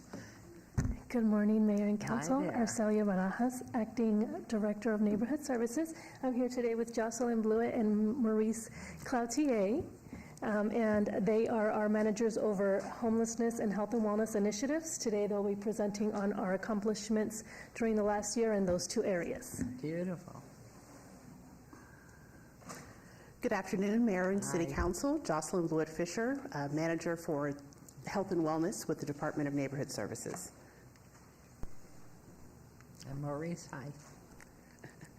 Under the City Council priority of healthcare, the Department of Neighborhood Services has spent the last year doing a lot of research for best practices around the country on ways that we can impact the health and well-being of all of our residents here. Our health and wellness initiatives have two primary focuses. One is to address access to health care for all of our residents, regardless of where they live or their ability to pay. And the second is to address the social determinants of health factors. We know that going to see a physician makes up about 20% of your overall health and well-being success. The rest of it comes from healthy choices and behaviors, what happens in your physical environment, and your ability to navigate socioeconomic factors like housing stability, food stability, education, and so on. For access to health care, we are continuing to bring health and wellness centers online. Right now, we have two health and wellness centers that are open and operating. The first is the Wardell Center, which is located in the area of Bonanza, Mojave, near our Strong Start Academy. It is operated by the Southern Nevada Health District and serves as a vaccination hub. The second Health and Wellness Center opened in August of this year. It is the Health and Wellness Center on Main Street and Formaster in the Corridor of Hope, which adds another component to healthcare for the homeless with the RCC and the street medicine teams that are located there at the courtyard. That is operated by Nevada Health Centers. We have two additional centers that are in the design phase. One is slated to serve historic West Las Vegas on Jackson Street. One will be developed on Bonanza and Lamb in the East Las Vegas area. And we are in conversations with the center to expand their healthcare center to provide primary care for the entire neighborhood. We also launched this year a system of care initiative, which is taking a look at our healthcare system in our community and how it serves and meets the needs for the homeless population, and how we can identify gaps and work together as a community to help fill those gaps and help the homeless access quality health care and stop utilization of high care cost systems for everyday health care needs. It is being led by Consilience Group, who is our consultant, and it's bringing together healthcare partners from all across all different sectors of our community, including physical and mental health providers, our hospitals, law enforcement, the courts, nonprofit partners, and our MCOs, our managed care organizations. We have had three information sessions this year to introduce the concept to the community, which has been very well received, and we will kick off the design work in January. Focusing again on social determinants of health, we know that when our SHIFT program, code enforcement, different partners go out to address needs within a different home, there are always there's most likely some social factors that need to be addressed there as well. So it's not just that the senior can afford to do the repairs to their home, but is the senior living in isolation? Are they getting access to health care? Are there other social needs that we can address? So to expand on that and some of the services and case management services that we're currently providing, we'll be expanding our staff to add a senior advocate and a veterans advocate. These two staff members will be located out in the community in our community centers, senior centers, and libraries to help connect with seniors and veterans, help them to understand their benefits, and help them navigate what can be very complex systems. We'll also do additional case management for referrals that come from our SHIFT program, from code enforcement, from City Council, the City Manager's Office, and city departments. In addition to that, we've also partnered with various healthcare organizations to host some health and wellness events to help educate the community on different facts of health and wellness. We partnered with Health, Wellness, and Integrated Healthcare to do a men's health conference that was hosted here at City Hall, which brought together African American men to talk about the importance of taking care of their physical health, mental health, financial health, as well as healthy relationships. We partnered with Rooted and Flow Yoga Studio to do a yoga festival that had educational sessions to talk about the healing power of yoga, as well as brought in and introduced some holistic care vendors.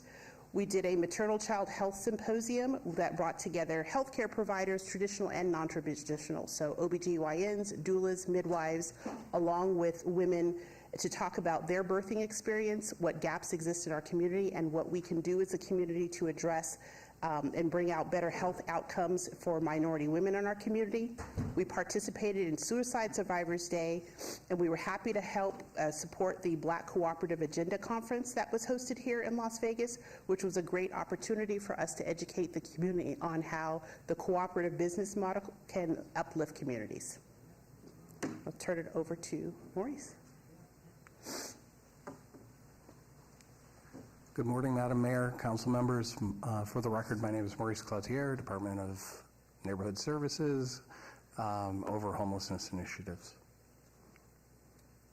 So the first thing we'll talk about, since we always talk about the MORE teams, which are our outreach teams in the Courtyard Homeless Resource Center, we figured we'd focus on another aspect that we engage in, and this is housing.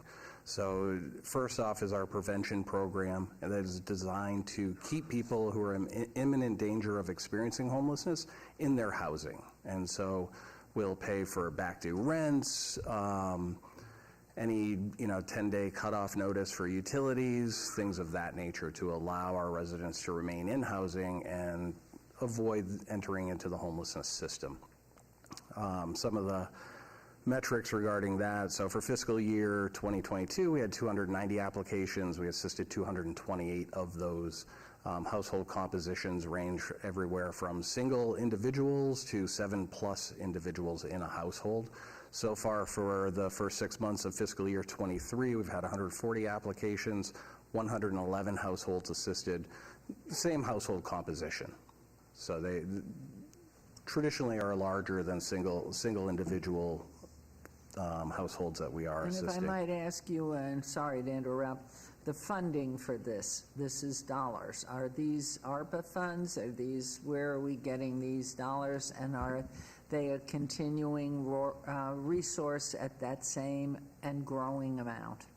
So most of our programs right now are being funded through our federal grants. We have ESG, Emergency Solutions, that does homelessness services. We do fund some of our programs through CDBG. We also have the RDA set-aside housing funds that we have for that. And then we also use general fund. General fund supports our master lease programs as well. Okay, thank you. Next, we'll talk about relocation. So this is a program designed to provide emergency move-in assistance to participants exiting the City of Las Vegas housing programs. So those folks who have been successful with stabilization, we assist them with getting into their new apartment. Those costs can be pretty exorbitant, and so we want to lessen that burden on those individuals and help them shift. Fiscal year 22, we assisted 42 unduplicated individuals, and so far in fiscal year 23, that's 120 unduplicated individuals. So tripled the number in half the time. Next is non-congregate shelter. So this is designed to assist folks from a rapid exit perspective. So if you're new in homelessness, within 60 days, we try and remove you from the system, get you stably housed, work with case management on whatever barriers created the circumstance of you experiencing homelessness in the first place, and try and get you into self-sufficiency as expeditiously as possible. So obviously that includes some pretty intensive case management, alignment with any supports that will increase income or allow someone to gain income so that they can support themselves moving forward. Families experience it, so we do draw from the courtyard specifically. So families that we had engaged, on average, there were 3 every night in fiscal year 2022. For fiscal year 2023, it's gone up 4 times that number, so it's 12 on average right now at the courtyard. For fiscal year 22, we assisted 61 families shifting from the courtyard into non-congregate shelter. So far this fiscal year, we've assisted 44. Average length of stay for 2022 was 171 days. We've gotten that average down to 147 so far this year. And lastly is flexible housing. This is for more complex cases and longer-term stays. And so we still draw from the courtyard to assist families and individuals with getting into housing, still attached to intensive case management, to address, again, those more complex circumstances. And this affords them more stability time programmatically. And so the safety net is still there as they learn to engage in society again and move forward. And some of the metrics regarding that, last fiscal year we assisted 69 families, ranging in household composition, again, similar to other programs, 1 individual to 7+ individuals in the household. 65% of those individuals were positive exits in fiscal year 22. This year we've assisted 29 families so far. Again, same household composition, with a 55% positive exit rate currently from flexible housing. And I'm not sure if we have questions here, but one that comes to me immediately is, are you able to discern in this population just what you've been reporting? Are the individual cases those who've just had a turn of events and have become part of the unhoused? Are these on an addiction, a heavy addiction? These people with definite mental challenges?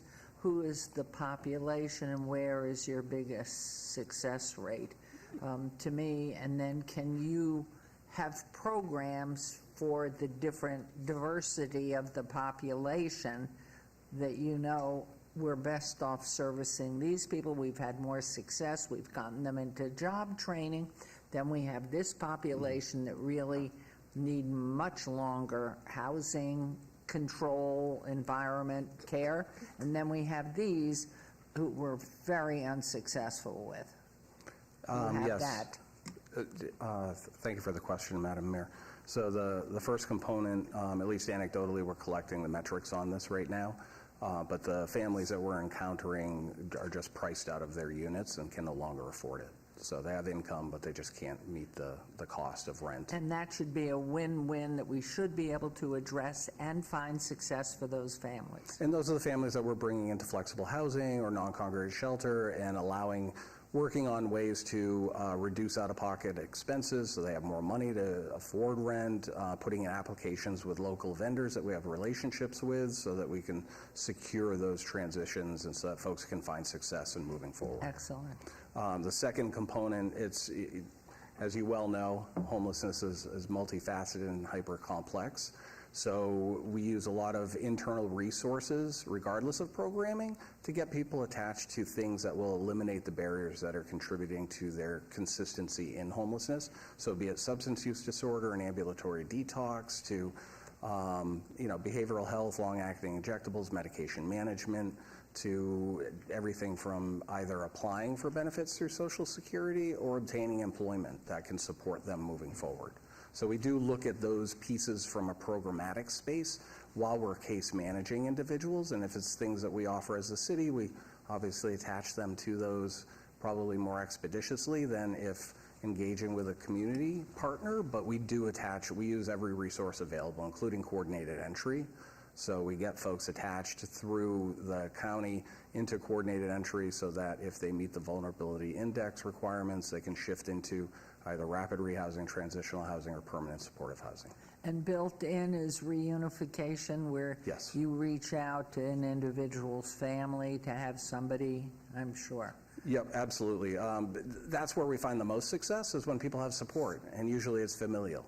And so getting folks attached to those family members is crucial, and that's where we see a lot of success with Ticket to Home, because that's the primary premise from that program, is getting people attached to families so that they can live with them and gain that type of support and engagement. And then as you evaluate each component with the data backup, that you have come up with a variable plan for each component that's going to breed success. And then when you know, because we know part of our homeless population are unhoused, do not and will not come in.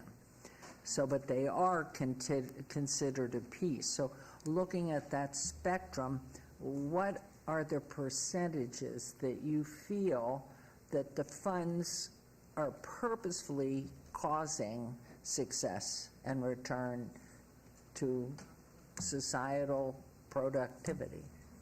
The housing piece.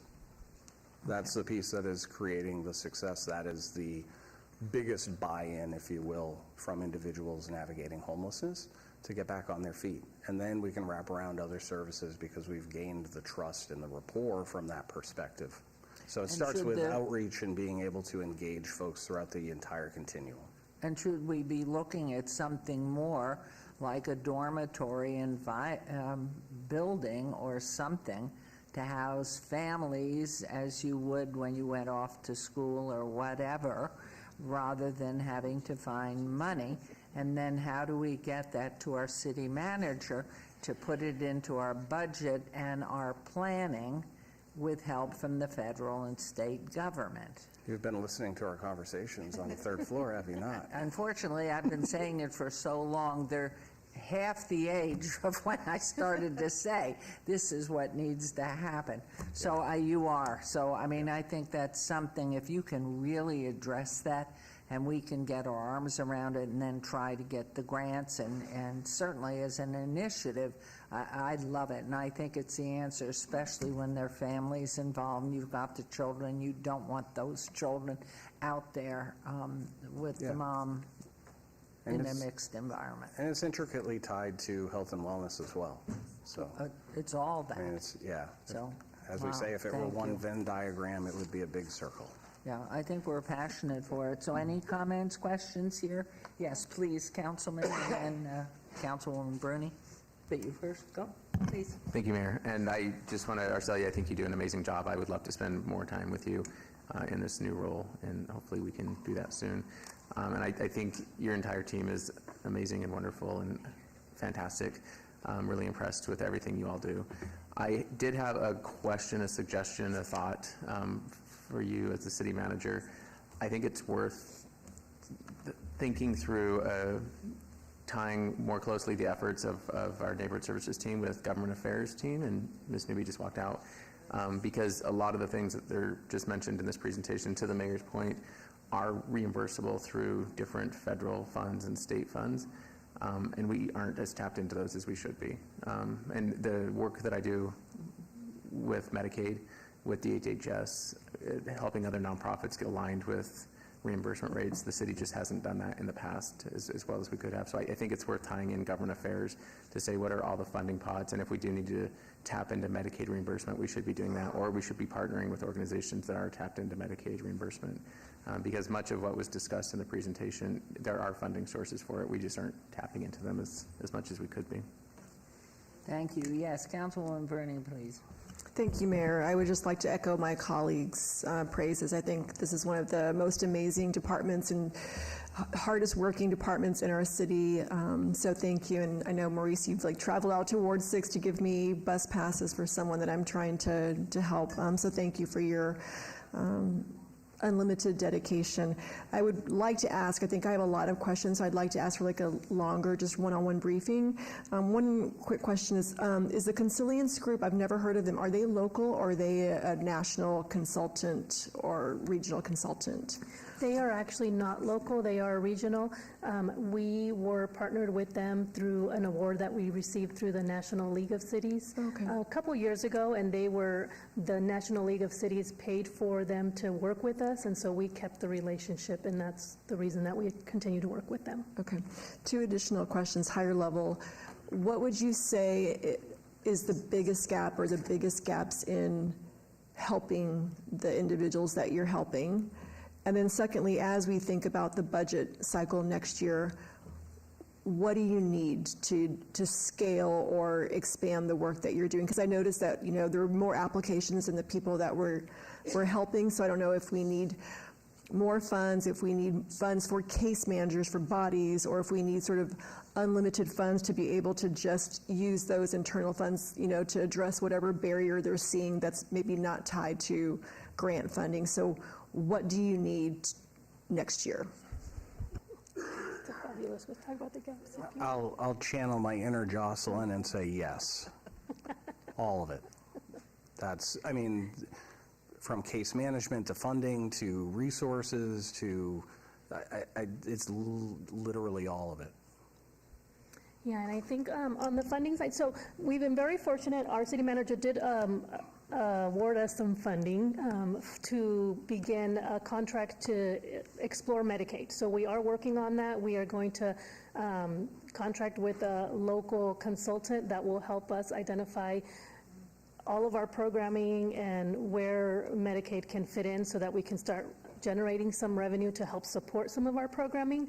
But I think, yes, in terms of funding, a lot of our federal funds do have strings attached. There are certain limits on the time that they can be used on certain individuals, and just, a lot of documentation and reporting compliance that sometimes makes it difficult with some of our homeless population. So we're always happy to have funding that does not have strings, that's general fund, or our RDA is a little bit more relaxed in terms of housing as long as it does support housing. So we do use that when we can.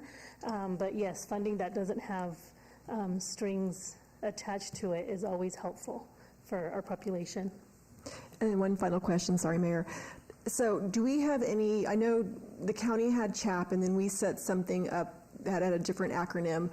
Do we have any more funds available in that? And I know a couple of months ago, maybe the county approved moving some of their ARP funding over to legal aid because they felt that it was easier to sort of move through the application process through legal aid. So can we, if someone comes through our doors, are we able to send them to legal aid, or does that all just go, is that just through the county portal? So we all received a pot of dollars for the rental assistance, and we used all of ours, and then some, right? For the states that didn't use all of ours, we were able to apply for that, and we got extra money. But all of our rental assistance from our program was called RAFT. We used it. It was all expensed. We did provide funding to Nevada Legal Aid, and that was for, I believe it was a 2-year program, and so that's been, we've completed that as well. So we don't have any funding, but we always refer, and they always accept our referrals. So they're a good partner for us. Thank you. Councilwoman. Thank you, Madam Mayor. First and foremost, congratulations, Ms. Barajas, on receiving the interim role.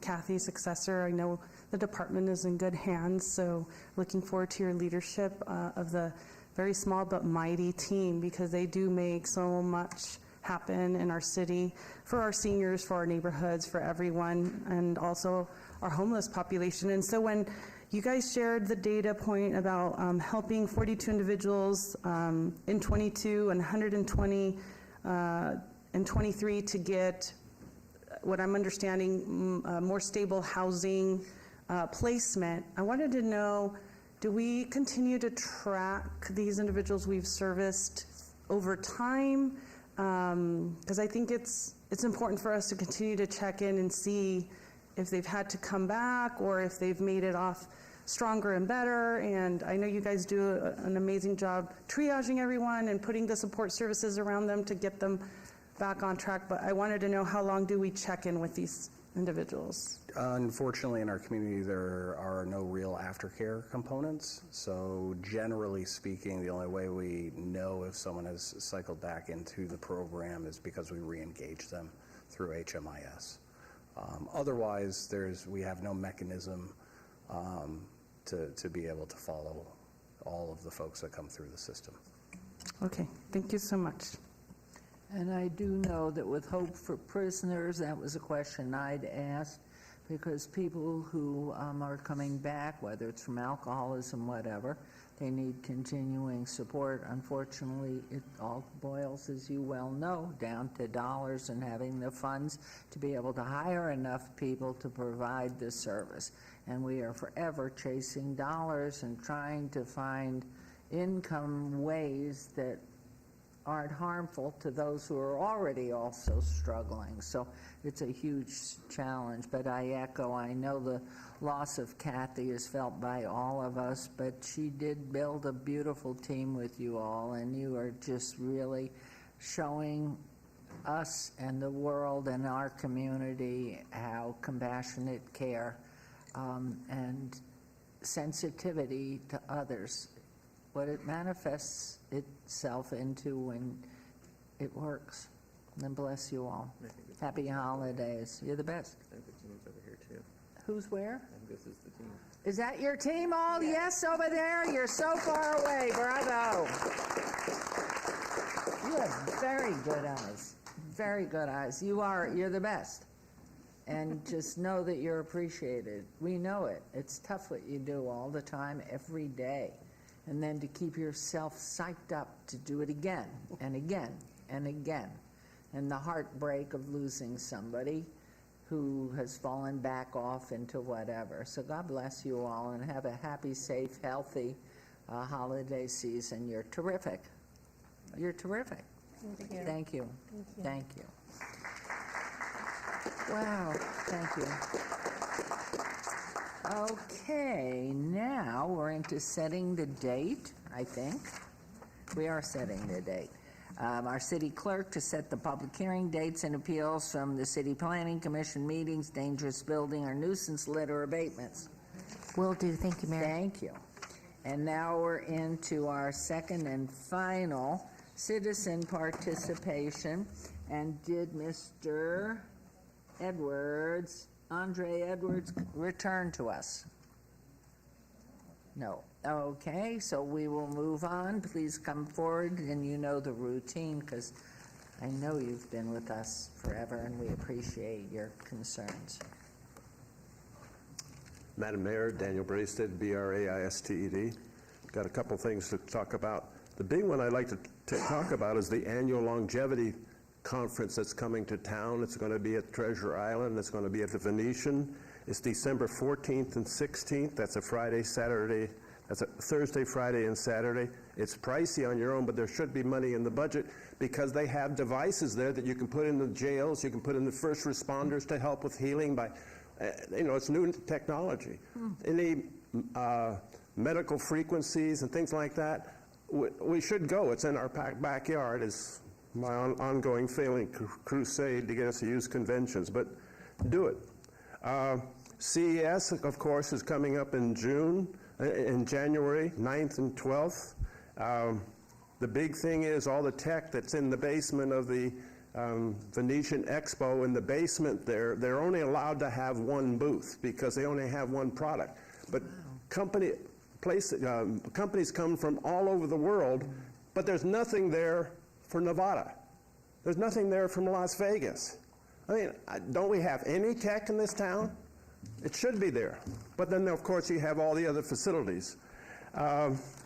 Formula One, it was great. It worked well, I think. I look forward to reports on it. The county offered TV screens on their amphitheater and in Henderson to watch the race. Did we do anything here in the city? I mean, the homeless are down there, and all they can do is talk about being homeless. We got to give them something else to talk about. And if you have a free feed, you have Catholic charities that have 10 screens in their dining room and all the new facilities. Let's use our assets, please. Still dealing with signs in the street. I mean, don't you have inspectors in charge of construction jobs, and don't they drive by to see if the signs have blown over? Now, I recommended years ago that we use mesh signs that we can hang on light posts and power poles, and there'd be mesh so they wouldn't blow over, and you could see it above the cars that are parked there. I don't know. I do want to compliment whoever found this idea of putting a red reflective on stop signs. I don't know if we invented it, but somebody brought it. We've got more stop signs that don't have that. So I encourage somebody to proceed and add that to that. Last council meeting, the city manager told us about the lights that he can't fix because the copper has stolen. I want to hear somebody come here and say, why do we have lights that are on during the day? You say you're short on money? I've turned in a number of these. I followed the attorney's signs and turned in reports, and the lights are still on in front of the Las Vegas Rescue Mission and other places. Thank you. We still have this place that still doesn't have a building number on it. It's only been 5 years. Okay, thank you very much. We appreciate it. Wish you happy holidays. Thank you for helping us. Same to everybody else. Thank you. Anyone else? Okay, I'm going to close our final public comment, and we are going into emerging issues. Mayor Pro Tem. Thank you, Mayor. I just want to be respectful of the requests at the recommending committee. And Mr. Ford was very familiar with the requests that came from the recommending committee for an emerging issue related to the food ordinance. The bill that came through the legislature, and then how it impacts the jurisdictions, and then a request by the recommending committee for a presentation to the council by the health district as well for existing regulations and then future regulations as it relates to the ordinance that's processing through. Thank you. Any other emerging issues? Council, anybody? No? Okay, you escaped, except for the one. Okay, and now we will go into council recognition. And did I start with you last time, Mayor Pro Tem? You were sort of at the end, as I recall, because I think I said to you, you can't get up. You have to stay, right? So we'll let you go first. Or do you want to stay all the way through? No, go. Then we'll go in, out this time, okay? Thank you, Mayor. It is National St. Nicholas Day, which means that you're supposed to eat well, which I will do, help someone in need, we also do that, and decorate a stocking to hang. It's time to do that. And then we have a Brews with Brian on hiatus because it's exhausting the last 3 months. And so someone asked me last night when the next one is, and I said, I'm tired. We'll do it in January. Good. And you can always reach out to me, even if it's not over a brew. Always available, and there's a new picture of the crazy children.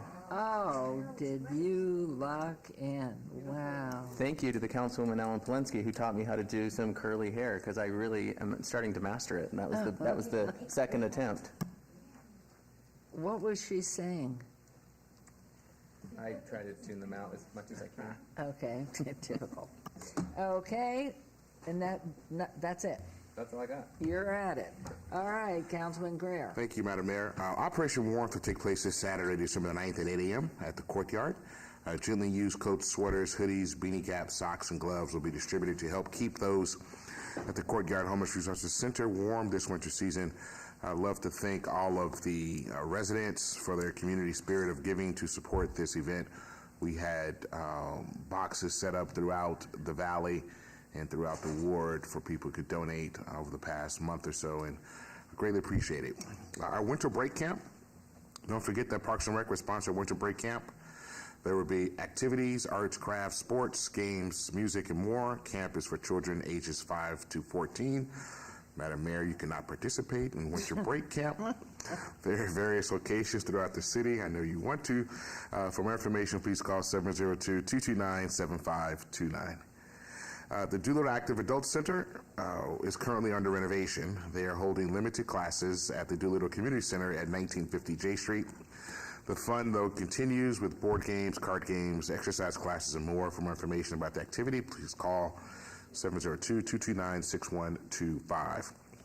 A brand new library built from the ground up is coming to the historic West Side. We will celebrate the groundbreaking of the new West Las Vegas Library on Friday, December 11th at 10 a.m., which will be at 1861 North Martin Luther King Jr. Boulevard in our Enterprise Park.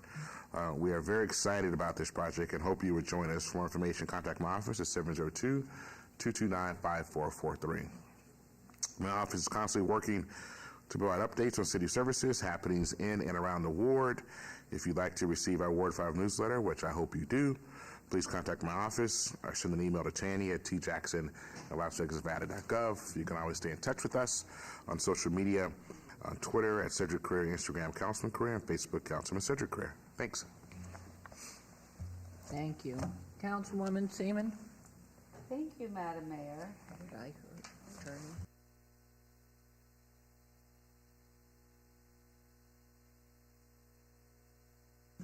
Thank you.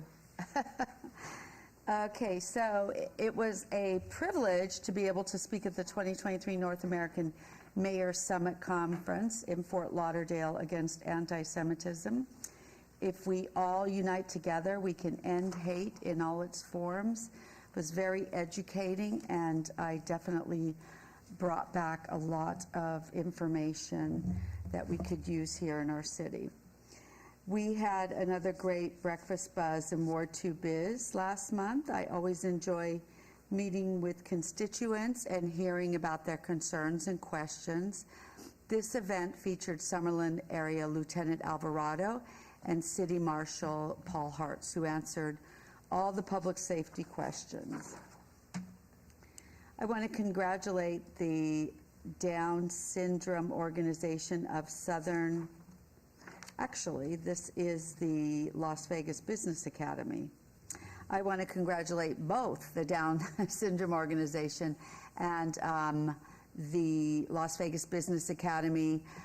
Both honored Governor Joe Lombardo for what he's doing for these nonprofits and what he's doing for education. And so I was honored to be a part of that. I joined the community in the unveiling of the giving machine in downtown Summerlin. This is really a great place to take your kids and have them learn how to use the little vending machine, of course, but it's a vending machine that you don't get a product out of, but you actually donate into, and you can donate to any of the nonprofits that they're featuring. And it's just a really great way to show your kids how they can give back, and it's a lot of fun. So I was honored to present certificates to the graduates from all of us to the Veterans Court. A special thanks to Judge Harmony Letitia for helping execute this fantastic program that helps reduce recidivism for veterans in our community. Let's see. Next slide. I want to thank Cindy Parker and the president of the Summerlin HOA for putting together a meeting to address concerns about public safety. We were joined by Summerlin Command Captain Joe Lepore and City Public Safety, our own Jason Potts. These meetings are really critical in building safe communities. For those of you that don't know, Summerlin is a huge area in the West, going all the way from Summerlin North to Summerlin South. Now we have some pictures from the Las Vegas Business Academy. Congratulations again to our governor, who was honored for the work he's doing in education. It was great to be part of the city-sponsored annual Classic Car Show and Toy Drive at the Veterans Memorial Community Center in Ward 2. This event brought together automotive enthusiasts and community members for a festive and charitable occasion, and not only that, but they were collecting toys for children across the Las Vegas Valley. And then I was proud to present a proclamation to the Family Strong Society declaring December Family Strong Month in the city of Las Vegas. And I want to thank Dr. Cave for his efforts in supporting the families of Las Vegas. And one of my favorite nonprofits, Shine a Light, who actually, speaking about homeless, goes out into the tunnels and tries to distribute Narcan and bring food and help folks try to get some services. They had their annual gala, and I was able to present them a proclamation from all of us here. And they were very, very enthusiastic about it and loved that we at the city were supporting them. We have some events coming up. This Thursday we have our holiday Christmas mingle. It's a Ward 2 event, and everybody's welcome. You just must RSVP or there isn't going to be enough food for everybody. And the first people there will receive an ornament that is handmade by some of our local artists. We do it every year. This will be the 2023 ornament. We have our Breakfast Buzz Ward 2 Biz December 9th, 2 days later, from 9 to 10 at Veterans Memorial. It is a great opportunity to meet with Metro, our marshals, and just get questions asked and find out how to resolve some of your issues that you're having in the ward. Right after that, you just need to go into the parking lot and grab your car and just drive through the medication shredding, the disposal, document shredding and medication disposal. And that'll be right after. So the Breakfast Buzz is 9 to 10, and 10 to noon will be the shredding. So it's time for our Adopt a Pet. Nevada SPCA has some great animals. Champ, who is a German Shepherd male, about 73 pounds. You can be sure that somebody will pass your house by if they're looking to burglarize, if you have this wonderful dog. And then we have Raider, a beautiful little kitten. Oh, that kitten is so cute. And then, if you want to get your business featured, your Ward 2 business, just get a hold of my office, and we are so happy to get the word out on your business. We are always supporting local businesses, and it's a fun program, and everybody has been taking advantage of it, and I hope those who haven't will do as well. If you need to get a hold of my staff or my office about issues in Ward 2 or concerns, you can scan the QR code, or you can call my office, or just email us at ward2, the number 2, at lasvegasnevada.gov, or you can see us at Facebook, Twitter, Instagram, and X at Victoria D. Seaman, or LinkedIn at Victoria Seaman. Thank you, Madam Mayor. Thank you, Councilwoman. Councilwoman Diaz. Thank you, Madam Mayor. Well, before I start my slides, I want to say my heart has been heavy for many weeks now. First, I lost a student at Rancho High School. Then we lost 2 NHP troopers, unfortunately. And then recently there were the shooting of 5 homeless individuals. And then today, unfortunately, UNLV is under attack. There's an active situation there, and we know about 3 individuals being affected. So I just want to say to our entire community, let's pray.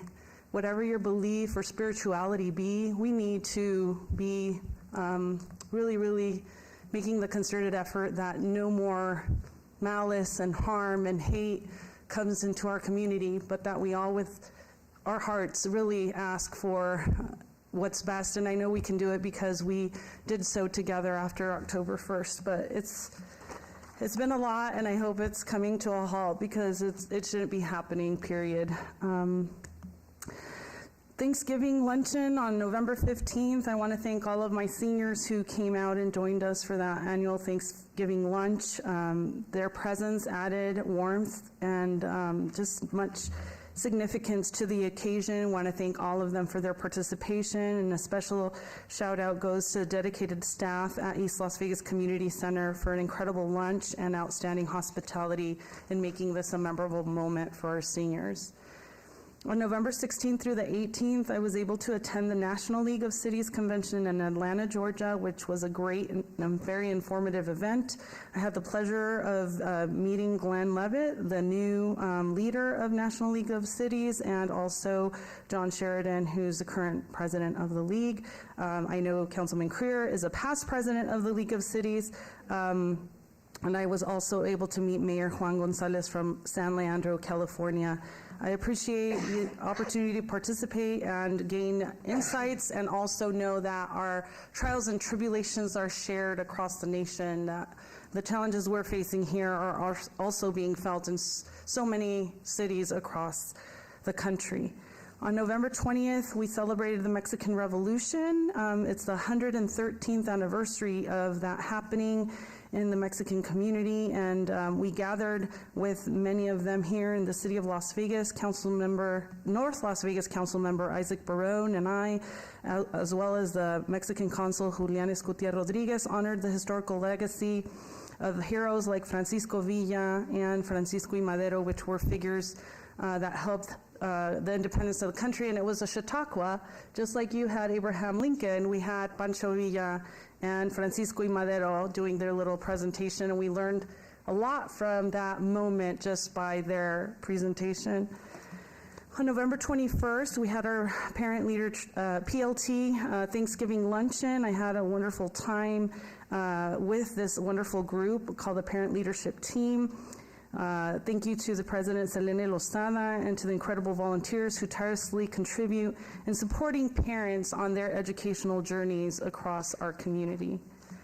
On December 2nd, at the Mexican Consulate, there was the opening of the Civic Education Resource Center, and we're really excited about empowering all of our Latino communities in the Valley to get on the path of citizenship if they haven't already, and if they are a citizen, how to empower them to take their right to vote seriously and make sure that they're participating. So special thanks again to Julian Escutia for entering into this MOU with Mi Familia Vota, and the new national CEO, Hector Sanchez, was present. On December 2nd, we had a neighborhood cleanup. It was a privilege to witness the transformation of Julian Street and Cedar Avenue during this neighborhood cleanup. And I just want to thank again our awesome and mighty team from Neighborhood Services and the Ward 3 team and all the volunteers who came out to make this amazing transformation possible. On December 2nd, we had our 4th annual Tamales and Mariachi Festival, and it was amazing. It was the best turnout we've seen in 4 years, and I think we're going to be ready to transition it to our new Civic Plaza that's going to be across the way by 24 is my hope. And we had amazing mariachi music by Mariachi Las Divas, Mariachi Los Camperos. La Bonita was showcasing how you put a tamal together, and there was a lot of good food offerings as well. So I hope that if you haven't come to one, you'll definitely take note that it happens every December-ish here by our wonderful city of Las Vegas. Special shout out to Maggie Plaster and all of our Office of Cultural Affairs staff. They did an awesome job on that event. Coming up, we have our Ward 3 Senior Holiday Luncheon for seniors 55 years of age and older, or 55 years young. It'll be Friday, December 8th, noon to 2, free and open to our Ward 3 residents. Please snap a picture of the luncheon. If you haven't RSVP'd, you can still do so. We'd love to spend some time, and I want you to enjoy traditional holiday meal, music, raffle, prizes, and if you need to call us at 702-229-4623 for more information, but a reservation is needed to attend.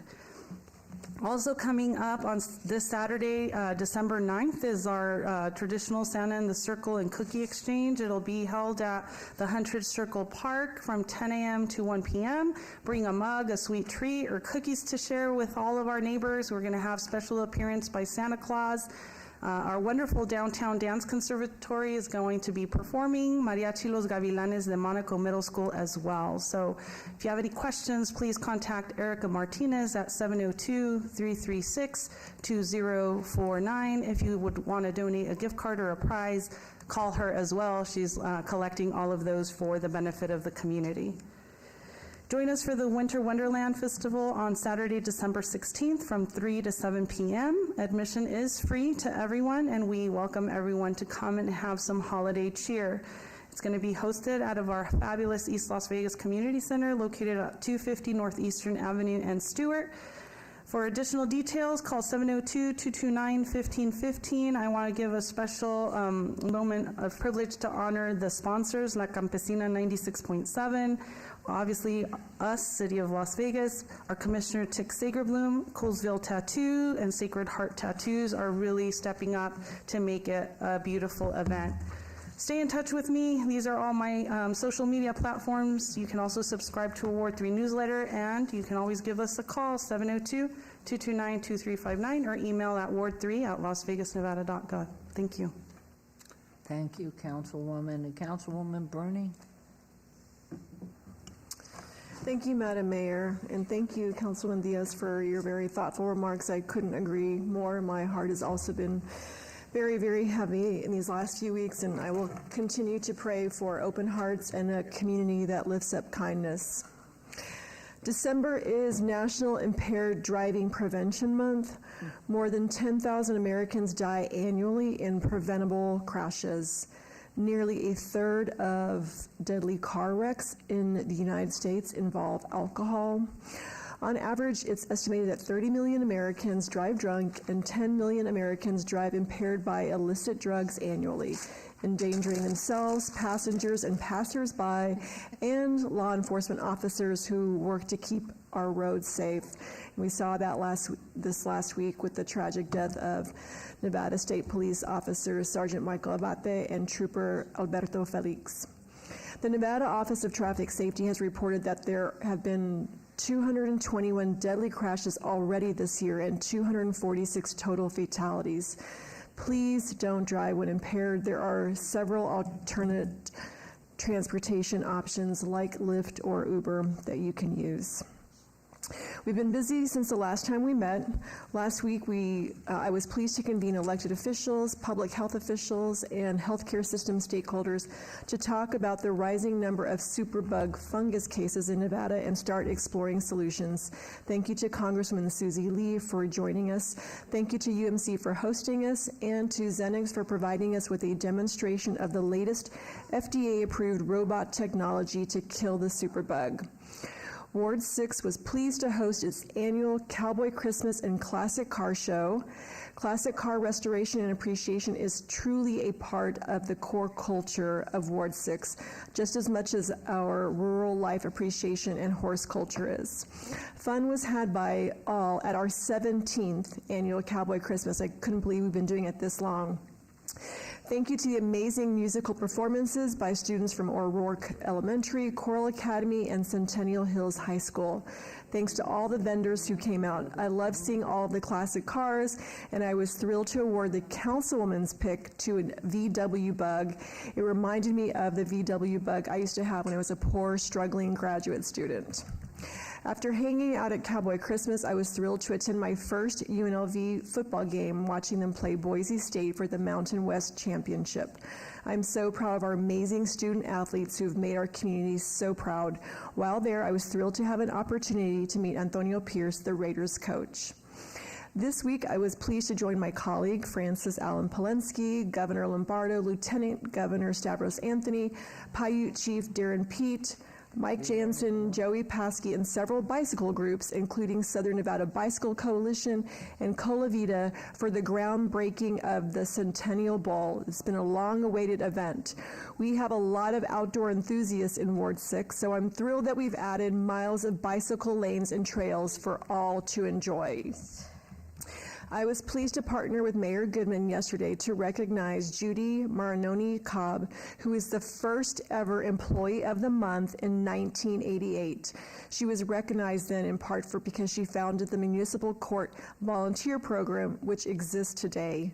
Judy retired in 2012 after 30 years with the City of Las Vegas. Her legacy of service lives on in her children, including Josh Levitt, who is the founder of Tech Alley, so many of us know him. It was clear that Judy's time with the city meant so much to her, and she was so thrilled to spend time with the mayor. So thank you again, Mayor, for making this a really special occasion for her. I want to welcome Blanca Lenzi, the newest member of our team. Please stop by and say hi if you haven't met her yet. For Ward 6 residents and others, Blanca is a cheerful voice you will hear on the other end of the phone when you call our office to meet with me. She is handling my calendar and all meeting requests. We have a lot going on in Ward 6, but I want to highlight just a couple of the upcoming events. Posadas Equestre is this Saturday from 3 to 7 at Bradley Bridal Park. This event is being brought to Ward 6 by Escaramuza Charra Colibres de Nevada, and this event is really special because it combines two traditions of Mexico, the posada or procession that's part of our Catholic faith, and the Mexican rodeo. And I love it because it also pays homage to our rural life and horse culture in Ward 6. If you stop by, you just might find me on a horse. We have our Bocaditos with Bruni on Thursday, December 14th from 9 to 11 at our satellite office at the Centennial Hills Y. Please stop by to share your concerns. We are also collecting winter clothes in Ward 6 to support Councilman Creer's Operation Warmth Drive. Please drop off your clothes at the Centennial Hills Y or reach out to our office and I will come pick them up. As always, we want to hear from you. Please email us at ward6@lasvegasnevada.gov to sign up for a newsletter or call us at 702-229-5463. Happy holidays. Thank you, Councilwoman. Councilwoman Polensky, please. Thank you, Madam Mayor. On November 14th, I hosted a meet and greet at the Durango Hills YMCA. I saw a lot of new faces and made some great connections with Ward 4 residents and members of community-based organizations. Later in the afternoon, I was fortunate to attend VIP Kids play ribbon cutting in my very own Ward 4. VIP Kids is a fun location for the entire family with indoor playgrounds for kids, video games, board games for teens, and karaoke for adults. We wish them the very best. Next slide. There was a huge turnout for my shredding and medication disposal event on November 18th. And because of that, we have also scheduled a follow-up event on Saturday, January 6th. The event will take place at the Mountain Shadows Clubhouse parking lot due to overwhelming demand. On November 18th, I was honored by Nevada Child Seekers with the Youth Hero Award at their Youth Empowerment Festival. It was great to be surrounded by so many people making a difference for this organization and for those dedicated to supporting our local youth and reuniting them with their families. We're going to skip the next slide because Councilwoman Bruni did such a good job reviewing the Centennial Bowl. The next slide, this slide features 6 children who were reported missing in November. Let's all collectively get them home safe to their families for the holidays. For more information, please refer to the slide. And then lastly, on this coming Saturday, I'm sponsoring a hazardous waste drop-off event. Come to Mountain Shadows Clubhouse parking lot from 10 a.m. to 12 p.m. and drop off items such as paint, oil, and batteries. This is the appropriate time to bring your batteries. No walk-ups are permitted, and volunteers will help unload your car. And be sure to stop by the Cimarron Rose Community Center next week, December 13th through 15th, for our Polar Express. Attendees will receive a cookie, hot chocolate, and a special visit from a jolly guest. Tickets must be purchased in advance from Cimarron Rose by Monday, December 11th. Get your tickets. This is a hot ticket in Ward 4. And lastly, please stay connected with my staff and I on social media platforms or contact us directly at 702-229-2524 to subscribe to my newsletter. Check out the slide. We are always here to provide any assistance that we can. And may God be with our first responders responding right now at UNLV. Thank you. Thank you. Very tough time. I know the university's still in lockdown, and it's very tragic. And as Councilwoman Bruni and all of us are aware, the tragic loss of our Nevada Highway Patrol officers, both Officer Abate, Sergeant Abate, and Trooper Felix. Tragic, senseless loss, and there's just too much of it going on. But it is up to us, and as we lit the tree on Fremont Street Experience last night and tomorrow night, the menorah also on FSE, it's a time for contemplation of where we are, what we're doing, and how do we work to bond and be better, because we certainly aren't doing good things right now as a whole. It is a time, we know that Christmas is coming on the 25th. I think Kwanzaa begins on the 26th. And certainly, as I mentioned, that we have gone ahead in celebration of our community. And this is a time for us to say the prayers, to keep others in our thoughts, to do our part to make our community as an example what we want it to be. And our next council meeting will be on the 20th. We want to thank all of those who came down today and participated, certainly our wonderful staff, city management, and the management team, our IT, and most specifically our law enforcement people who take care of us and watch us all the time. So it is a time for us to make some really good New Year's resolutions and adhere to them to make this world a better place. So thank you for being with us, and thank you, Council. You're a great group of caring, loving people who are trying every day to make a difference, and that's all each of us should be doing. Thank you all. We stand adjourned.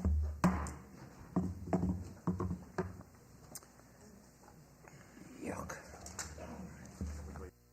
You too.